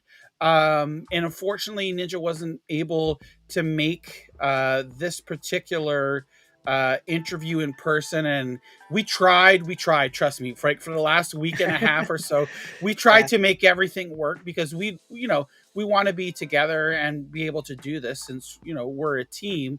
But Ninja said, you know what, John, I really want to see this interview, and just go ahead and see if we can invite some others to come on.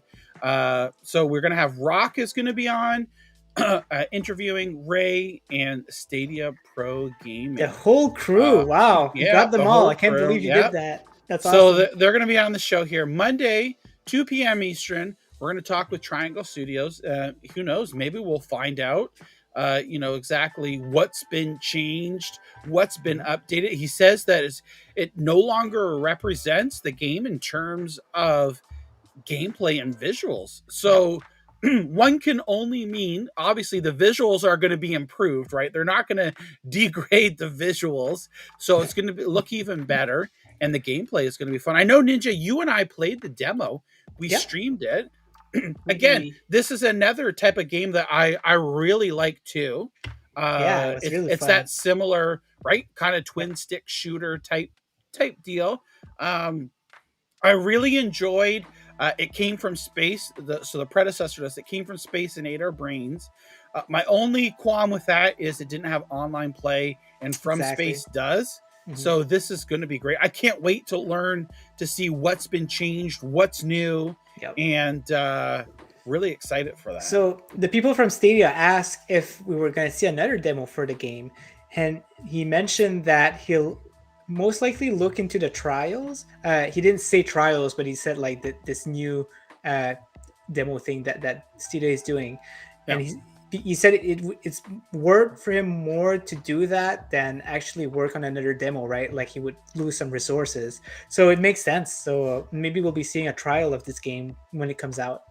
Yeah. And that's going to be one of the questions I'll definitely ask is there an anticipated time frame? Because on the website, I believe it still says Q1 2022 for the release time. So we know this developer too has also tweeted out.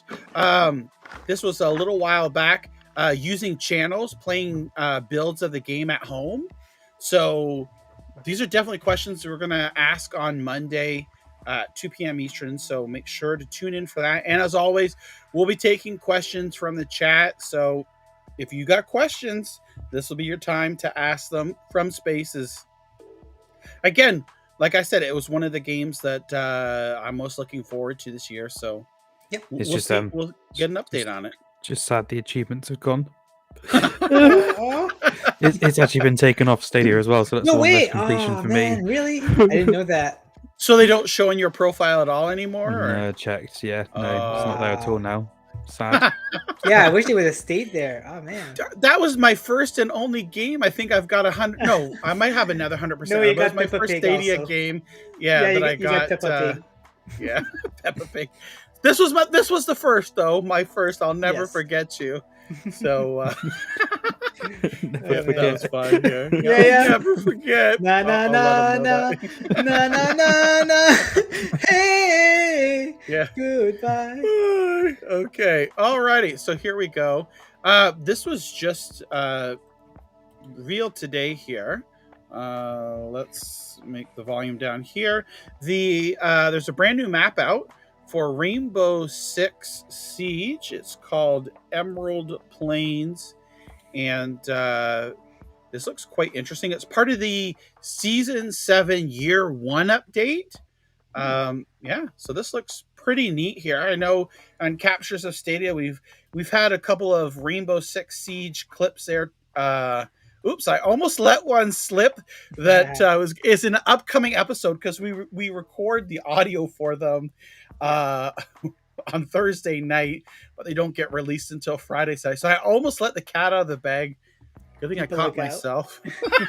Not like the very first thing was at Dandroid UK in the clips of Stadia. He got the hole-in-one with Golf and Your Friends, and we start commenting on it, and the first thing is I'm here. Well, he's gonna get a hole-in-one, and you're like, well, John, spoiler. John already spoiled it here. So, anyways, this is a new map here for Rainbow Six Siege that I believe it's available now. Nice. I don't know if there's any new gameplay modes tied to it at all, but yeah, it's out there. So Rainbow Six Siege fans experience the rolling hills of Northern Ireland. So I guess that'll be a little bit north from you, right, Fletch? Yeah. Thinking about it on the map, it is like directly above. Yeah, because I'm like, oh really? Okay. The southwest of England, so it's like, man, the corner.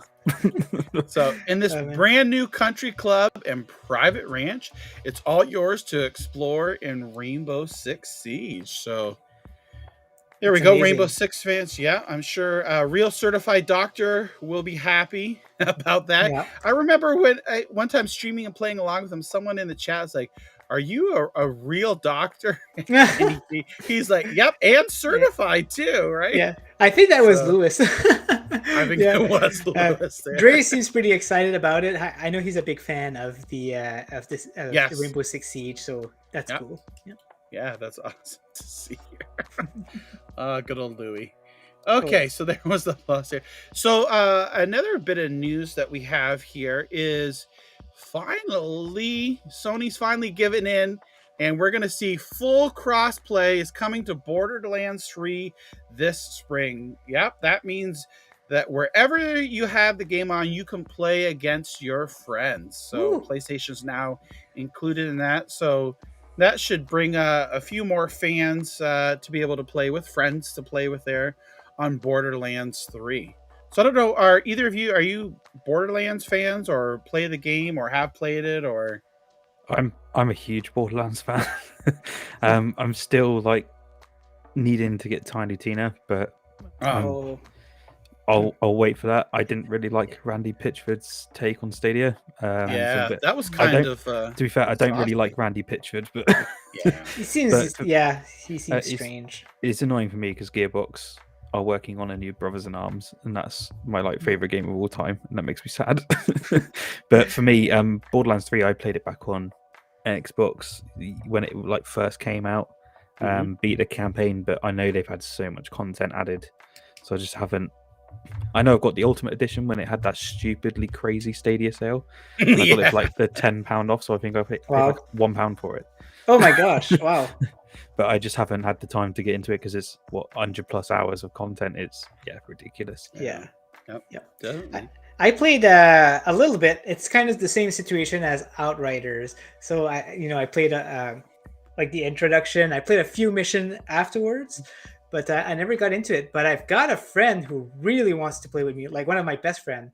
Actually, I did some stream with him a few times, playing some Human Fall Flat on Mondays. And he really wants me to play Borderlands with him and he has it on PlayStation 4, right? So it's perfect. I didn't even tell him yet, but he's going to be pretty excited about it. So can't wait to give it a try and play it with him. Yeah, that's awesome. Yeah, my son's a really big fan of Borderlands. Again, got it on PlayStation. He beat it and played the heck out of it. And nice. So now with this crossplay, maybe I can play along with my son here and just have some father-son stuff, but he's probably a little too old now. He's 18, so he doesn't want to be seen or heard or play with dad because it's not cool anymore. Make a fake account, right? Like an undercover teenager. Yeah, exactly. XXX trick shots. Super cool. Yeah. Yeah. Oh my gosh. But yeah, so that's it for this week's news here. We trimmed it down, some of the other little fluff here or there, but that's the majority of the news here, a good hour and 20 minutes of it. But so here we go. So we're going to move along here now. Yep. So next up is we would like to talk a little bit more about Outbreak. We've talked about it a lot, like in the last 2 episodes, but we would like just to show you guys a video that I've made.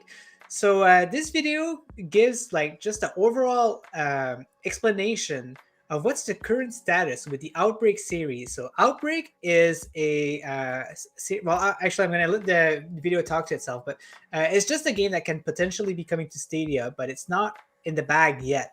So what I'm going to do is I'm going to put the video on here, put the lo-fi music off, and yeah, guys, so have a listen to the current situation of what's happening with Outbreak coming to Stadia. Oops. Hey guys, NinjaGuy X here, and you know, I'm a simple man. Sometimes I like to play action games, sometimes I like to play RPGs, and sometimes I like to play horror early Resident Evil trilogy throwback games that are made by one single developer. And what could be better games than the Outbreak series to scratch that itch? The main reason why today I'm talking about this series is that it could potentially be coming to Stadia. But before we dive into it, we need to look more into the games and explain a few things, such as, what is the Outbreak series? Why do some people either like them or hate them so much? Why is the game potentially coming to Stadia? And what can we do to make it happen? I'm sure that you guys are curious to look into these subjects, so let's jump right into it.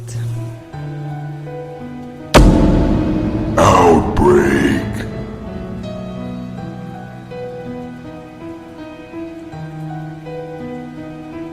So Outbreak is currently a series of 7 games that started back in 2017. They are made by Dead Studios, which is actually only a single developer called Urichizu. As you can see in the videos, they are borrowing elements of the old Resident Evil games. The amount of time that the game takes to complete depends on what type of player you are. If you're just looking to breeze through the game on the easiest difficulty, they will most likely take you around 2 hours each to finish. But if you're looking to get the most out of the games, they can take 10 hours or even more depending on which one you play. Every game is an improvement of the other due to the dev increasing his budget and self-improvement. The reason people like them so much is out of pure nostalgia. The elements of puzzle, survival, and even the controls are the perfect formula for matching the 90s feel of what the old horror genre was at the time. The stories are very gripping and I'm personally pretty hooked at playing them. I'm almost 4 hours in Contagious Memories, which is the last game, and can't wait to get back into it. It's also very fun to play with a friend since 5 of the games has a local co-op. The puzzles are what makes the game progress, and it's never too hard to a point of pulling your hair out or anything. But you might need a notepad near you to remember a few things. Now, you must be wondering, why the heck is NinjaGuy X praising these games? They sit on an average of 65% on Steam, and all I'm hearing on YouTube is negativity towards the games. Well, let me explain to you why, and it's very simple. This game is tailored to a very niche audience. Going blind into them, you'll definitely be raising an eyebrow. It's very important to understand what the games are before jumping in. Most of the criticism that I see online are things such as, "Oh, there's not enough ammo," or "Why does headshot takes more than 1 bullet?" But they're actually mechanics made like that on purpose. Changing the game to make it look like a modern zombie shooter would just make it lose the intention of what the game is in the first place. For example, imagine someone who only plays racing game and then he's assigned to review a Dark Souls game. We know already that this is not going to end well. It's the same situation here. If you don't like the old 90s Resident Evil formula, then there's absolutely not a single reason for you to purchase these games. For sure the series is not perfect, but you need to keep in mind that this is only made by one single person and you can purchase most of these games for less than $15. Heck, I'm looking at the store right now and I can purchase the Nightmare Chronicles for $2.84 Canadian. Like I said, the games are not perfect. I've encountered some object clipping bugs in Lost Hope for example, but it's not a mess like people seem to think it is. The dev do support the game after the release since I've looked at a review of Contagious Memories and most of the issues that they talked about was addressed while I gave it a try. Okay, so the purpose of this video is actually to talk about this game potentially coming to Stadia, but given the nature of the game, I felt like it needed some explanation to get a little bit of a background. So let me tell you what happened. It all started with our good Stadia friend Cody Maloney, who learned that the Outbreak series was done on Unity, which is a perfect candidate for porting them to Stadia. So Cody DM'd the Dead Studios account asking if there's a chance of seeing the series on Stadia. The dev responded that he wouldn't be opposed to the idea. This is when the devs started to work on looking if it would be worth putting the games on the platform. He actually monitored a few things. The first was to look if the community was willing to support the port happening. And he noticed that the sales on other platforms significantly jumped after publicly posting his interest. His second observation was to make a poll and see if the community would be willing to help crowdfund the port. And you guessed it, a significant amount of people voted that they would via Indiegogo. And the last observation so far was to see if we were interested in seeing these games go on Stadia Pro. Now I'm just repeating myself, but the results were again very positive. So as you can see with these results, Dead Studios is definitely considering the port of the Outbreak series on Google Stadia, but it's not in the bag yet. Porting costs money, and with him only being a single developer, he has to be really careful with his revenue since losing money can potentially break his career. So his plan at the moment is to bring as much attention to Stadia as possible so they can make it happen. As a side note, you should see his Twitter account at the moment. It's overflowed with tweets related to Stadia. He's really working hard at trying to make it happen. And now what can we do to help out to make this happen? Well, Urichizu clearly said that the best thing that we can do at the moment is to keep it trending. Try to tweet it as much as you can, to retweet and comment on his tweets that he's currently posting. Use hashtags such as #BringItToStadia or #Stadia100. Everything you can do to put some attention, like talking about it on Stadia Discord and Facebook. This is what he believes that will bring the attention for Google to make it happen, and this makes sense to me. You can also support this on the side by purchasing the games on other platforms, but make sure to mention that you've purchased the games and hope that he can port them to Stadia. Even though buying games on another platform doesn't seem like the solution, putting money in the pocket of a developer can definitely influence their decision. I personally bought the whole series on PC to support this and have been enjoying them quite a lot. So guys, this is the current story of Dead Studios potentially porting their games on Stadia. Hopefully this was a good summary that explains the current state of what's happening. Do you think that there's a good chance that we get these games ported on the platform? Let me know in the comments below. Don't forget to hit that like button if you enjoyed the type of content, and subscribe as it greatly helps me for things in the background. Thank you very much for watching, and see you on the next video. So that was a summary of what's happening with Outbreak at the moment. So like I mentioned, I have all 7 games on PC. I have 5 of the games on PS4, and I have 2 of the game on Switch. So I've been supporting them a lot. No, but yeah, the best thing you can do right now, it's only like a 50% chance of them porting it. It's still not in the bag, but the best thing you can do is tweet it on Twitter, mentioning that you'd like to buy the game, or hashtag bring Outbreak to Stadia, or use these type of hashtags to bring some attention, because Google is actually watching these type of things, right?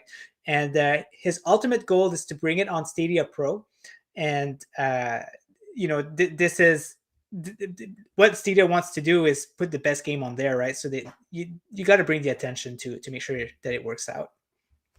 Yeah, definitely. Because I know, like, some people were saying, "Oh, well, why are you doing all this work for him? It should be the developer that does this." Well, just you've been on Reddit. Yeah, you have to remember too, it's a 1-person team, right? So it's not even like where Sky Climbers has 10 people. Like, this is 1 person, right? And he'll contract out a few things that he'll need to be done that, if he can't do it. We talked to him, and I know you're going to talk about this in a little bit here, in an interview as well. That was really eye-opening for a lot of people, because we know that there was hesitation. Some people didn't like the fact that he said, well, buy it on other platforms to help support. But I won't go too much into that. We'll wait till we get to that section. Lots to talk about. Yeah, for sure. So that's the summary of it. Very exciting. Hopefully we'll get these games coming out. So next up, let's go ahead and jump into the community news, guys. And what's this? Who is this beautiful man on that handsome? Yeah. Oh, wow. So guys, Maurice mentioned that after NinjaGuy X would get 320 subscribers on his account, he would let Maurice start practicing his Just Dance 2021 move. And look at that. So NinjaGuy X looks like he reached over 320 subscribers. He's now at 327. It got a little bit faster than I thought. Oh my gosh, you guys are really supportive, and I really appreciate that for sure. So yeah, starting maybe this weekend or Monday, I'll start doing some Just Dance. Perhaps he'll make an appearance on the next Stadium Connect North show. We'll see. John will be talking with his manager and see, if he can make it happen. Right? He's getting pretty expensive there. He's a popular man. I have a feeling though that this is kind of like a Superman Clark Kent type of syndrome. I don't know why. Like I feel that way, but all I know is Maurice is so popular that Maurice has actually invaded the Four Scars game Discord. Maurice has taken over. Maurice is now the official bot of the Discord. So for those that may have been wondering, it's Maurice LeBeau. That's Maurice's full name. Very beautiful. Yes. And Maurice is always on there chatting, informing people of the latest news, video clips, and everything. So can never get too much of Maurice. And from what I see, he's playing Stadia all day, every day, all the time. That's what his status shows on Discord. So exactly. I'm so sorry. What's that? Why are you? I'm seeing pleasure. Like, yeah. I keep looking up, but it's just the fingers on the lips. Yeah. Oh, wait, can I put that? I can't put it bigger, but I can put it on pause there. Yeah, there you go. There you go. That's just for you. Oh my gosh. I love Maurice's like headband there. His like sweatband there and his nice curly hair. Oh my gosh. Yeah. Oh, scrumptious. I know, right? I know. Oh man, too bad. I mean, the ladies are are very excited. They got to keep their panties, in their pockets because you got to be careful. Oh my gosh! So, what do we have next here? I know. Now we're gonna lose viewers because this was the most interesting piece of the community, right? I know, right? Everyone's waiting for Maurice. Oh man. So, at noon, I'm like trying to think what we have here. So this was the captures of Stadia, yeah. Okay. So I'm actually going to skip that because we did talk about captures of Stadia at the beginning of the show. So keep a lookout this Tuesday. We got episode 4 lined up. We already made it, and then we're gonna publish it on Tuesday. So keep a lookout for that, and make sure to vote on episode 3 on John Scar's channel. And next up is Mr. Fletch. Woo-hoo! So congratulations, Fletch. He's reached out 500 subscribers, and that was pretty fast, man. Like I remember when he was like below 100 subscribers like last year. So Fletch is getting some pretty awesome views on his channel, some very good videos, and rising pretty fast. He's a hidden gem, an upcoming star. So congratulations, Fletch, on that. Thank achieving you. that. Yeah, I was quite surprised. Do you have any tips to people who wants to become content creators? I to be fair, I have a lot, but I watch a lot of different content creators. Like I'll give them the shout out, like vidIQ and stuff like that. The people who help motivate, but it was more just spending time into editing and learning a lot, and I feel like I've put in a lot of no sleep just learning on how to do things, and still lots of learning. But yeah, I don't know how I really got there that fast. It kind of just went like sort of end of January was when I started, and then sort of I think it was like just the beginning of March it just went like that, and sort of gone up from there. And I thank you all for the support and everything, and it's still going up now as well, which is phenomenal. And I'm happy for you because I know that at the beginning you were struggling at getting viewers. You were getting a few, then you were losing a few, and now it looks like you're in that groove, right? Like it looks like you're getting that boost that you always wanted. But that's a good tip. I mean, the more time you spend on working on your content and stuff like that, the more you're going to deserve all of these subscribers, right? So it's very well earned for the amount of time you've put in there. Yeah, it's like a full-time job, but not paid for. So it's you got to put a lot of work. Yeah, you have to enjoy it. Like I do. I pretty much come home from right, go work at 8 in the morning, don't get back until 6:30, put the kids' dinner on, get them into bed, and then it's straight into content creation until bed. So I don't really get as much time to do anything. But it's just that constant cycle. But I love doing it, and I love giving content to all of you guys, and just trying to cover all cloud platforms, so it gives people on other platforms like Xbox to show Stadia off to them as well. And I get it sometimes where people have said to me, "Oh, I've tried it now. It works really well."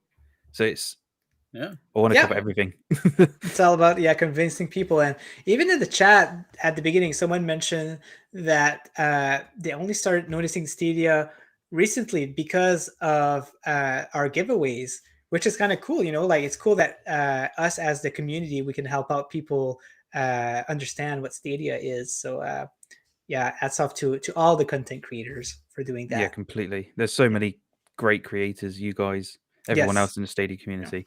There's so many people, even people not in the Stadia community, like Luna community, and sort of people in the Xbox community as well. There's so many good creators out there, and everyone's willing to help each other. So if you ever need any advice or any help, just send me a message. Always willing to help. Same to me and John. Let us know, and we can help out for sure. Definitely. Right. Next up, we got. Okay, so this is actually pretty, heartwarming, I guess. So, and I needed to retweet that. So, we were talking. This person, Dominic, is not really into Stadia, but he sent this message here. He says, also, for those interested, I don't really use Stadia anymore, and I was on Stadia Source. If people want to use it as their primary gaming platform, more power to them. Do what you want and what makes you happy. I won't mock anyone for their platform choices. And when I saw that, like I was like, wow, this is such a strong message. It's very cool to see, someone who's not like a fanboy, who's not like who doesn't want like a console to fail or things like that. So seeing that from Dominic, I'm not too familiar with Dominic. I've seen his face a few times in the community, but hats off to him. It was a very good public message to send across the Stadia community. His message made me think of the Phil Spencer quote I go by quite a lot of, when everybody plays, we all win. And it doesn't matter the platform. Mm-hmm. That's true. At the end of the day, as long as you're having fun, what matters? Nothing at all. Exactly. And John, I think John agrees there. He got this Morgan Freeman clapping. Yes, so that's very nice. So Stadia fans, do the same. Don't try to mock other platforms. It's just not. Mugen, congratulations on the 100 subscribers. Maybe we'll let Jack know so he can put it in his Stadia Sunday stats, because he do like to highlight these types of things. So we'll see if we can make this happen. But all the community of Stadia, try to do the same. Try not to mock other platforms. Just try to enjoy whatever you like and keep it at that if possible. Next up is kind of like, this is speculation, so this is why we've put it in this section. And so Through the Darkest of Time got a rating for Peggy for Stadia, so very highly chances that this game will be coming to Stadia, so keep a lookout for that. Do you guys know anything about this game? I've looked at a little bit of pictures and stuff, and I don't think it's the game for me, so I didn't invest a lot of time into looking into it. But what about you guys? Well, I know, like, when I tweeted this out as well, Handy Games, they responded. They were like, "Well, we told you we loved Stadians." So I'm pretty sure, like, this is a in the bag type deal. I'm going to speculate that this is going to be a Stadia Pro game. Oh, and and it seems like it's kind of like it's. I looked at a trailer because it's out on other platforms as well. It's is that it there? Yeah, you could take a look here. It's kind of like I would say like Chicken Police-esque ish. Oh, interesting. Right, where it's that detective type deal, and you're going around. I mean, I really do think that this will come out on Pro because it would be like a perfect Pro game. Yeah. But the story on it here is a little back with what World War II here, and it's yeah, I think it'd be interesting. I mean, it's not high on my list here, but I'll definitely yeah. give it a try here for sure. Yeah, exactly. That makes sense. And if it doesn't come on Pro in the early stage, maybe later on, right? So we'll see how it happens. So did I see? So Handy Game is getting pretty much in the market there for Stadia. It's nice that they're getting some of their games on the platform. So we'll probably be seeing even more as the time goes. So Scarf. that's very nice. Yes, hopefully Scarf. Oh, I love that. I'll play that again too. It's well worth the money and the time. Exactly. So yes. So this week, episode 30 for Stadium Connect North was an interview for with the Outbreak developer. So you know what? I'm gonna let John talk a little bit about this, if you don't mind. Yeah, certainly. So we sat down here, which originally we planned for a 30-minute interview, but it went for an hour, almost 2 hours, I believe. And we talked with Evan here.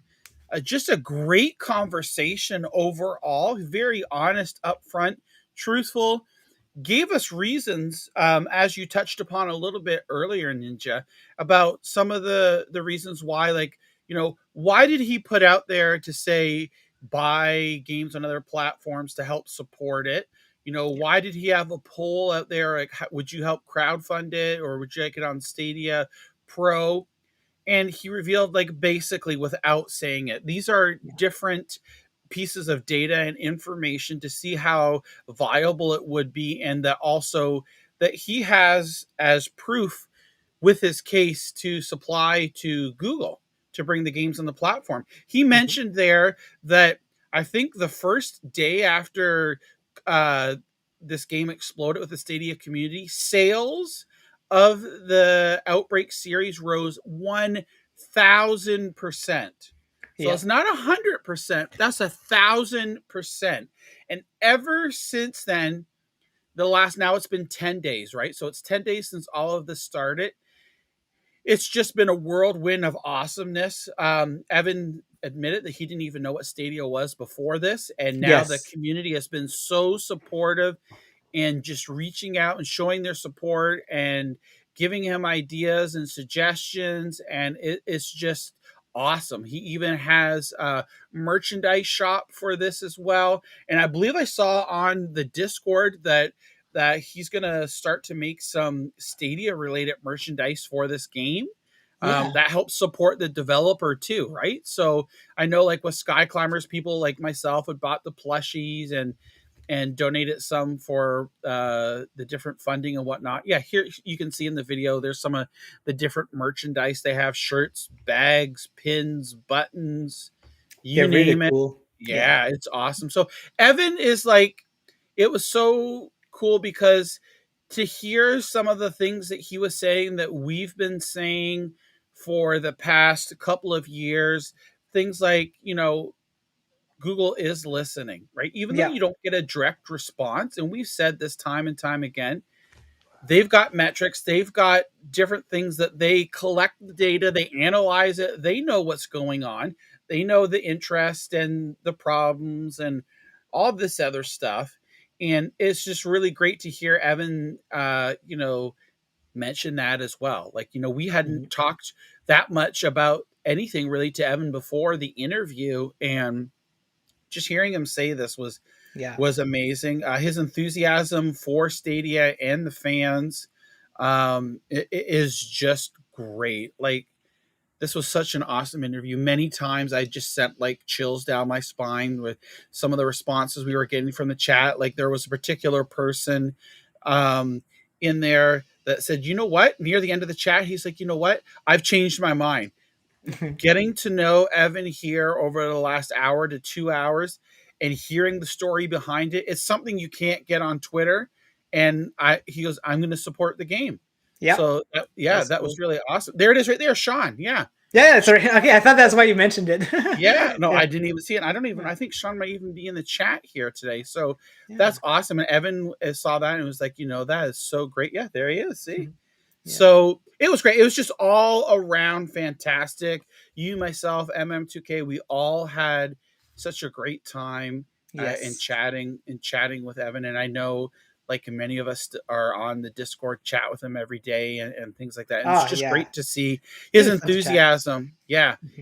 And like we said, it's a one person studio. So to get things like this done, he's even mentioned this too in the interview. He said things that usually take several months or up to a year have gotten done because of the Stadia community in 100 hours. Yeah. Right. So in just a couple of days, progress has been made. Obviously he can't comment on right now the status of where things are, but you put two and two together and you'll see that, keeping this in the conversation, showing Google that there's an interest from the community for the game is ultimately going to be what brings the latest entry. So is what he was talking about, to hopefully Stadia Pro. So it's just, keep up your enthusiasm. We've heard this time and time and time again from all the different developers about how welcoming and how vocal the Stadia community is. And this is just another example of it, of just the power of sharing your positivity on social media.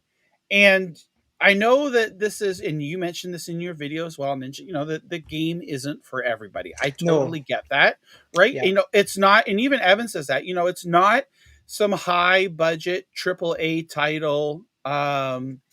He's got a certain amount of budget. The games have massively evolved over the years.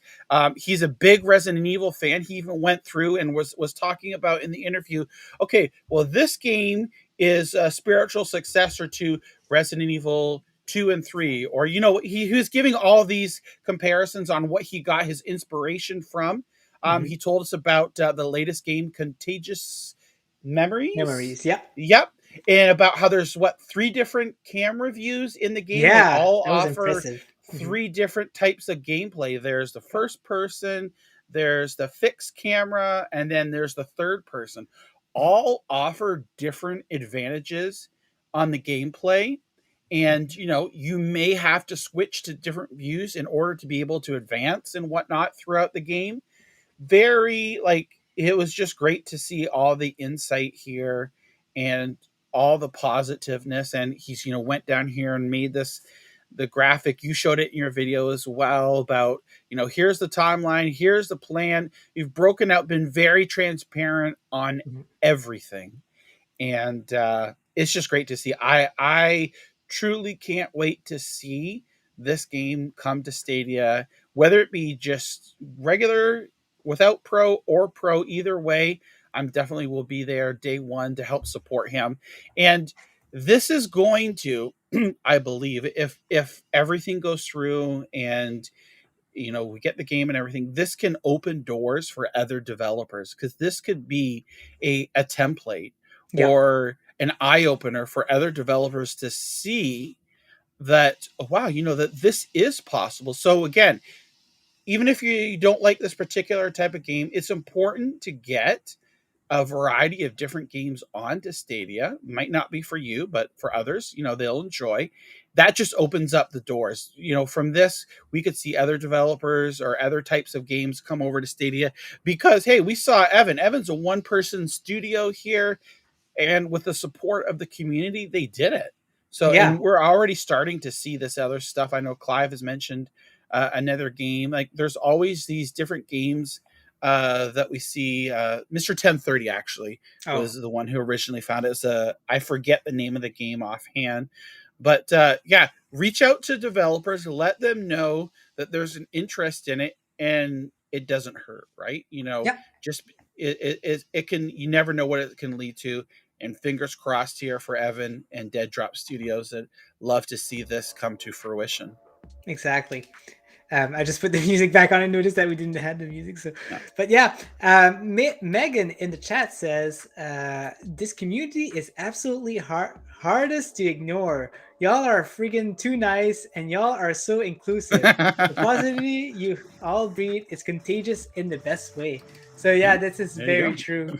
It does help that we're like that, but yeah, the interview with Evan was incredible for sure, considering that he only knew a little bit of the game.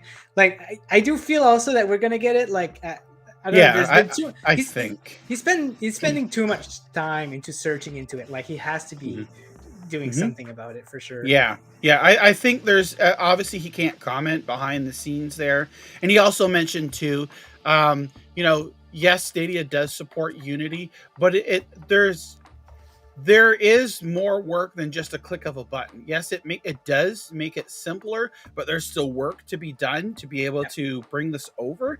So hopefully, Evan said, if he's got any news, he'd be willing to come back on and talk with us. So hopefully in a couple of months, we'll be talking with Evan again, and we'll be talking about development that started and bringing Outbreak over to Stadia. Yeah, and speaking of bringing Evan again, here we've got error page. Woo! Wait, that cowboy. Oh, cowboy! You remove your tweet, you son of a gun. So yeah, look at he's making us look bad here on our own show. Let me guess his interview here. But, he's in the chat pimping all his content, and we go to show it here, and he's deleted the tweet. So Cowboy also did an interview with Evan from the Outbreak series, and I've got it right here. Oh my gosh, he does so many videos. Cowboy, come on. You got too much fluff in your on your channel. There you go. You've got to get past those violin and Avon videos. Yeah, Avon. Too much Avon content on his. How to put your makeup on. Yeah. As you can see, I've started watching it. I've been so busy today. I wasn't able to watch the whole thing yet. But there he is interviewing the one and only Evan. So again, guys, if you enjoyed our interview, make sure to watch also the Cowboys interview, which is most. I really want to watch it. Like I hope I have time to watch it tonight, and I bet it's very interesting because I'm very into these games. So looking forward to see. Yeah, I got a question here for the Cowboy. He's in the chat.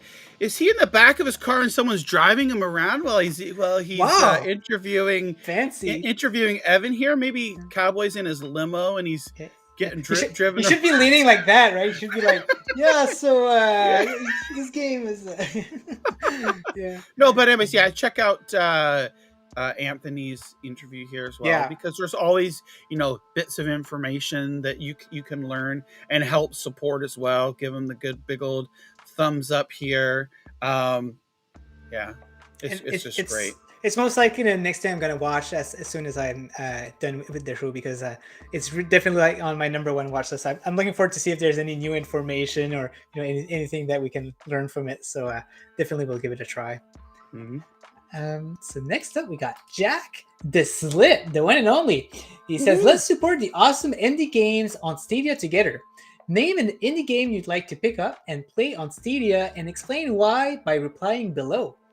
So he'll fund the purchase, and he's picking 10 winners. So this is a giveaway for you guys.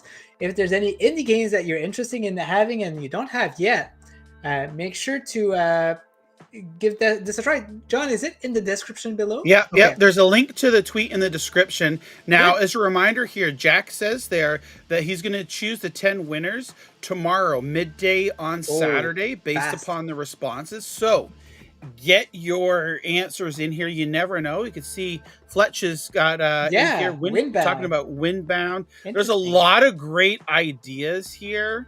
And people commenting on, that's a great game and things like that. So definitely, this is, Jack, as we interviewed Jack. He was on our very first episode, I believe. We interviewed Jack, talked with him. A phenomenal individual in person and great member of the Stadia community. And he's got another, just showing another way to support Stadia and the developers and indie games here. So great to see. Jack is a writer and a co-owner, I think, of PNTS Network. And PNTS Network is currently looking for Stadia writers. So if you ever feel like writing articles on about Stadia, feel free to hit Jack or MM2K on Twitter, and they'll help you out. They got some good incentive for the job. So feel free to message them to get some information on that, because if you like to write, make sure to give it a try. So next up is content creator resource for Stadia community. So this is something that MM2K does every week. I think he skips some weeks once in a while, but not too often. But this is very useful, guys. If you're on Reddit, make sure to follow MM2K. And he kind of like summarized everything that happens in a week in terms of content creating and things like that. So, for example, let me go through it a little bit here. So we got the weekly update from Stadia, the save points. This is from PNTS, I think. Oh no, actually, it's from the blog, from a Google blog.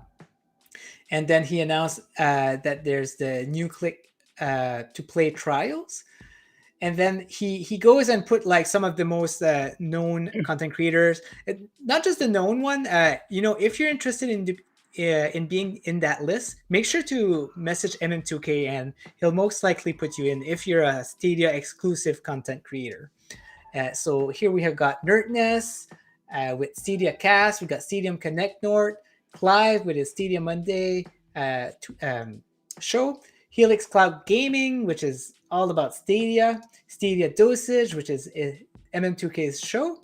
We've got Rock with Stadia Rock Show, which is in the afternoon for us. Cowboy King of Content, Lo-Fi Monk with Cloudy Tots, which is fairly new. Purple A's with Shades of Purple, which is kind of fairly new too. I think Lo-Fi Monk and Purple A's have like some kind of a co-guest thing going on, which is kind of nice.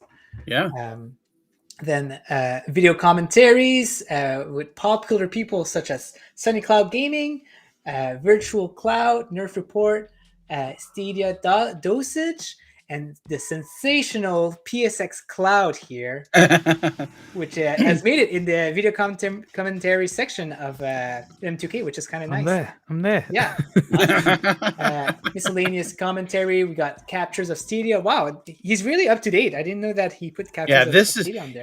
This takes a lot of work to be able to keep track of all this stuff. So really wanted to highlight and give a shout out to MM2K for doing this, because this is, like you said, it's a great resource. You can even find new people that you didn't even know existed before in the community. Exactly.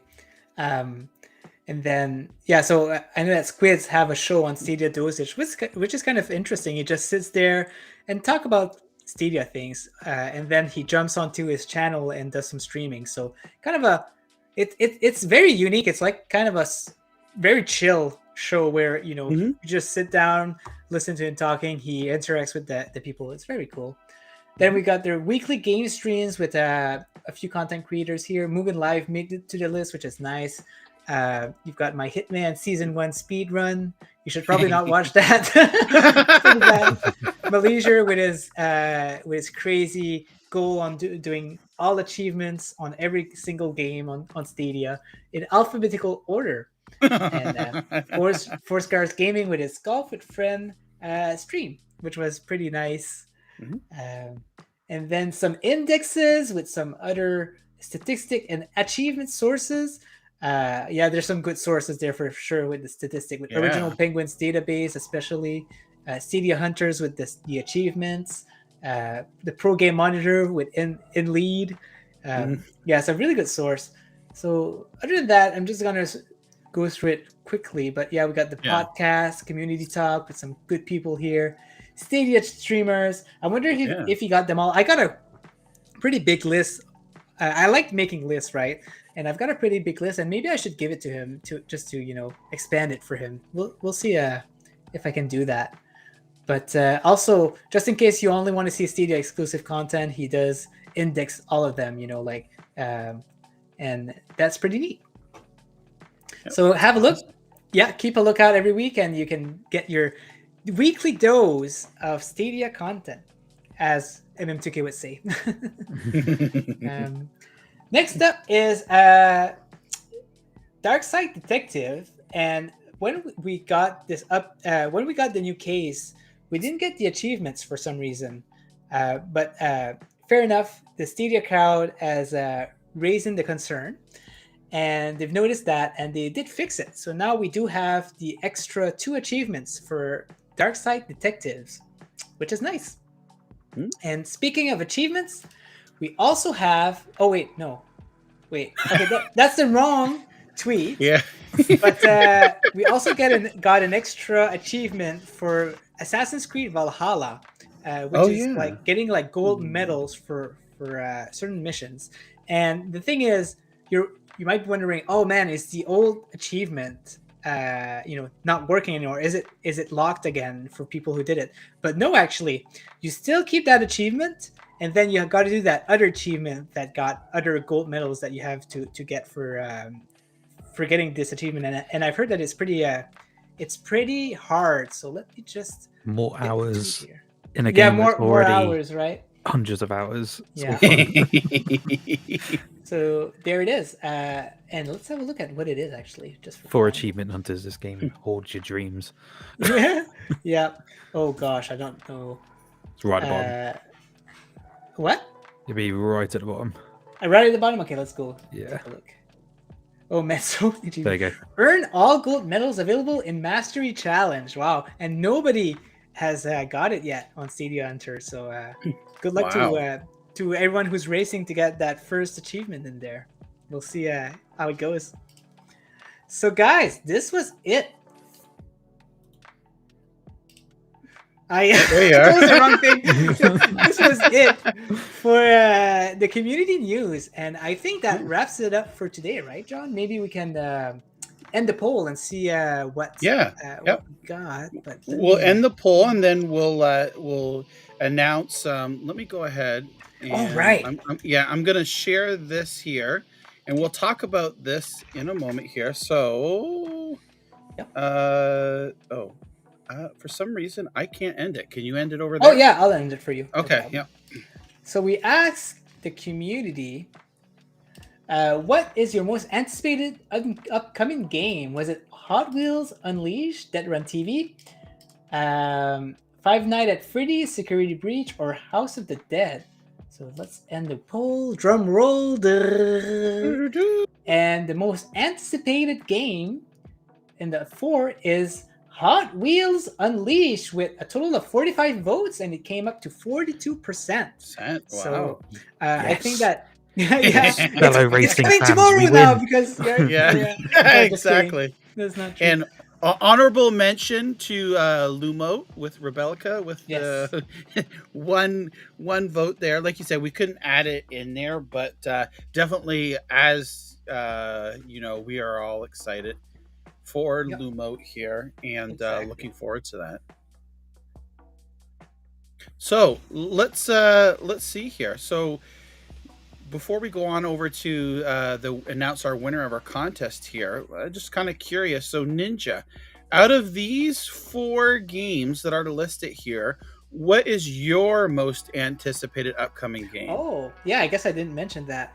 It was like, it's a really big tie between Deathrun TV and House of the Dead, because I'm a big fan of arcade games, right? And these 2 seems super solid. And if they would come out at the same time, I don't know which one I would pick. But I ultimately picked Deathrun TV because I played it recently, and I'm very hype about it, and can't wait to play it. So that's the one. What about you, John? For me, again, it was between the same 2. Like I like all of them. If I'm going to put it here, it's a 2-way tie for House of the Dead and Deathrun TV. Yeah, definitely. Then Hot Wheels, and then it'd be Five Nights at Freddy's. I voted for House of the Dead because I'm really excited for that. So a new poll, Granite says, would you have voted for Lumo? Yes or no? Most likely, yes. Yeah, exactly. Yeah. So, Fletch, we don't want to assume anything because we saw your reaction when Hot Wheels won. But what would be your most anticipated based on this list here? Curveball, Hell Let Loose. No, I'm joking. I wish. No, yeah, Hot Wheels for me. Hot Wheels, I'm a massive racing fan, so for me, like, I used to love Hot Wheels as a kid, so for me, this is like nice. right up my alley. But I would say after that, I want to say Five Nights at Freddy's, just simply because, like, I would say Deathrun TV, but I feel like Five Nights at Freddy's a lot bigger. Right. It is. And as much as I love the look of Deathrun TV, I probably won't play it as much. I feel like I put more, even though it's a horror game, I still put more time into Five Nights. Yeah, I'm just not. I do well with twin stick shooters, but I'm more of a fan of Death Carnival in the more understandable. Yeah. Sort of darker, more hardcore shooty than Deathrun TV. But I can see why people like Deathrun TV. So I'm just happy that we're getting all of these games, to be honest. And House of the Dead I've never played, so I can't really speak on it, to be honest. Yeah, definitely, for sure. That's great to hear. Alrighty, so we're going to announce our winner of our giveaway here. So last week we started this contest.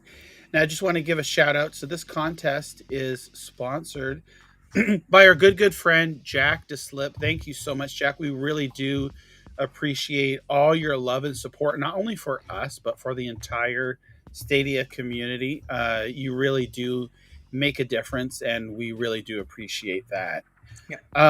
So what we proposed here, we did this a couple of months ago, and Scooterama ended up taking the win on it, where we advertised that we're giving away a Play and Watch with Google TV package. So you get the Google TV with a Stadia controller, color of your choice, along with any Stadia game. All you need it to do is to retweet it, reply, tag a friend, and let us know what you would do with a prize to help spread Stadia. So we got lots of responses here. You can see 73 retweets, 11 quotes, 68 likes. And more retweets than likes. That's funny. yeah, I know, right? So it was also mentioned too, it's open worldwide, and just to be eligible, following along those lines, that you give us a follow on YouTube as well. So as we can see here, we have a ton of different entries here and what people would do, and it was really hard, like, to be able to pick out of here. We went back and forth. We finally narrowed it down to 3, our top 3, and then from there we agreed upon.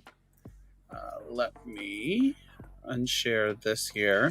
I will say to everyone, I don't even have a clue, so I'm like, who's it gonna be? Who's it gonna be? Is it Fletch? Is it John? I didn't enter. NinjaGuy? I feel like there's more people who need it more than me, so I decided not to enter. Alrighty, and our winner was, and like we said, we wish we had one to give one away for everybody that entered, but it's extremely hard. But our winner for this contest is none other than William. William said he would give it away to his roommate because he already owns a Chromecast with Google TV and a Stadia controller. I've tried to inform my roommate about the convenience and affordability of Stadia, but he's old school and wants to buy a PS5 instead. But if I presented him with the whole Stadia setup and the choice of his first game for free, I think I may be able to convert him. He goes, I almost forgot to tag someone. And William's been throughout this whole tweet here, also commenting on other people and just being an overall fantastic individual here. So shout out William. We'll contact William here. Sundown MW3, a loyal Stadia gamer and enthusiast who loves all things Google, including my Pixel 6 Pro, creator of hashtag Staying with Stadia. So it looks like he's Nice. out of Cleveland, Ohio here. And we'll get in touch. So congratulations, William. And again, thank you so much, Jack, for supplying this prize here for us to be able to give away and help spread the love of Stadia. So we'll reach out to William here and let him know that he's won, and we'll get things moving along. Awesome. Yep. So yeah. Yeah. I think with that, I think we're done here for today's episode. It's been a fantastic week. Again, it started off slow news-wise, but lots of news still came this way, and we got lots of great things in the plans here. Monday, we'll be interviewing Triangle Studios there, developers of From Space. We'll have another episode of Captures of Stadia on Tuesday. Fletch is streaming Outcasters tomorrow. We got that in the link in the chat here. But I'm gonna beat everyone. I mean, I remember back when was it? I want to say it was last year, towards the beginning of last year, when Eddie did a big Outcasters tournament. Came second. I will not lose. Yes.